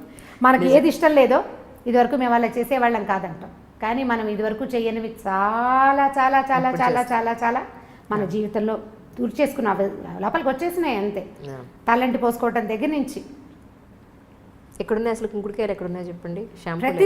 ప్రతిదీ మన తిండి, మన బట్టలు, మన అలవాట్లు, మన విధానాలు, మన ఇళ్ళు, మన వాకిళ్ళు, ప్రతి విషయం పండగ వచ్చినప్పుడు మనకి సీరియస్గా గుర్తొస్తుంది, ఈ పండగ నాడు మా ఇదేదో చెయ్యాలి అని. ఆ ఒకరోజు తర్వాత మర్చిపోతాం. కొంతమందికి పండగలు కూడా గుర్తురావు. పండగ ఇప్పుడు బాగా గుర్తు ఎలా వస్తుంటే టీవీలలో హోరెత్తిపోతూ ఉంటాయి కాబట్టి పండగలు గుర్తొస్తాయి. అవి బాగా ఉపయోగపడుతున్నాయి, ఆ విషయంలో మాత్రం బాగా ఉపయోగిస్తున్నాయి. ఇది మంచిగా చెడు అంటే మంచి చెడు కూడా అన్ని పదునైన కత్తులే కదా, ప్రతిదీ పదునైన కత్తే. ప్రతి దాన్ని మనం జాగ్రత్తగా వాడుకోవాల్సిందే, అంతే. మిమ్మల్ని ఇలా కలవడం, మీతో ఇలా మాట్లాడడం, ఎన్నో తెలియని విషయాలు తెలుసుకోవడం చాలా చాలా సంతోషంగా ఉంది రమ్మగారు. నిజంగా థ్యాంక్ యూ సో మచ్. మిమ్మల్ని ఇబ్బంది పెట్టాను, దయించి ఏమీ అనుకోవద్దు. అంటే ఇప్పుడు మీరు మర్యాదగా మాట్లాడుతున్నారు, కానీ మీకు తెలియని విషయాలు నేనేమైనా చెప్పానా? చెప్పారు, డెఫినెట్గా చెప్పారు. అలా అనిపిస్తుంది. అంటే నాకు అనిపించింది ఏంటంటే, ఇంట్లో మీలాంటి పెద్దవాళ్ళు, మెచ్యూరిటీ ఉన్న పెద్దవాళ్ళు, అనుభవం ఉన్న పెద్దవాళ్ళు ఉంటే చాలా సంసారాలు బాగుపడతాయి అనేది ఒకటి. సమస్యలు పెద్దవి కాకుండా ఒక స్టేజ్కి వచ్చి కనీసం మనం తుంచేయగలుగుతాము అనేది ఒకటి నాకు బాగా అర్థమైంది. ఉండాలి మీలాంటి వాళ్ళు, ఇంటికి ఒకళ్ళు ఉండాలి. అది మనస్ఫూర్తిగా కోరుకుంటున్నాను. చాలా సంతోషం మనల్ని కలవడం. థ్యాంక్ యూ అండి. Thank you so much once again. నమస్తే. అంటే ఐ డ్రీమ్ని ఎప్పుడు డ్రీమ్స్ కూడా చేయలేదు నేను, అనుకోలేదు, నాకు తెలియదు కూడా. ఒక 10-11 నెలల్లో నేను ఇలాంటి స్టేజ్కి వస్తానని నేను ఊహించలేదు. అంటే నేను లేట్ లతీఫ్ననే చెప్పాలి. చాలా పెద్ద వయసు వచ్చాక నాకు లైమ్ లైట్లోకి, అంటే ప్రజల్లోకి వెళ్ళే అవకాశం కుదిరింది నిజంగా. ఇప్పుడు ఒక సుమన్ టీవీ లేకపోతే వచ్చేదాన్నే కాదు నేను. అనుకోకుండా వాళ్ళు నన్ను తీసుకొచ్చారు. ఆ తర్వాత ప్రజల జీవితంలోకి నేను చాలా తేలిగ్గా వెళ్ళిపోయారు, చాలా తేలిగ్గా వెళ్ళిపోయారు. కథల్లో నుంచి వెళ్ళిపోయాను ఈజీగా. సో ఆ తర్వాత ఐ డ్రీమ్లోకి కూడా వచ్చేసాను అనుకోకుండా. చాలా థ్యాంక్ యూ. మీరు అసలు నన్ను పర్సనల్ ఇంటర్వ్యూ అనే పాయింటే నాకు నచ్చలేదు యాక్చువల్గా. అది నా దగ్గర తెలుసుకోవడానికి ఏమి లేదనిపించింది నాకు. బట్ మీరు నన్ను కన్విన్స్ చేశారు. నేను అదే క్వశ్చన్స్ తోటి. అవును అందుకే నేను అసలు ఒక్కడు కూడా పర్సనల్ క్వశ్చన్ వేయని కారణం కూడా. ఎందుకంటే మీరు అన్న మాట నాకు అర్థమైందంటే పనికొచ్చేది ఏదైనా చేయాలండి అని అన్నారు మీరు. ఎస్, నేను కూడా అదే పాయింట్కి కట్టుబడి అదే ఇప్పుడు అంటే మీరు చేసిన ఈ ఇంటర్వ్యూలో నేను చెప్పిన పాయింట్స్లో ఏవైనా, అంటే నేను చెప్పిన ఇవన్నీ నా సొంత అభిప్రాయాలే కదా. వీటిలలో ఏవైనా ఎవరికైనా ఒక్క 4 వాక్యాలైనా ఉపయోగపడితే నేను అదే చాలనుకుంటాను. ఇప్పుడు నేను చెప్పే కథల్లో కూడా నా ఉద్దేశం అదే.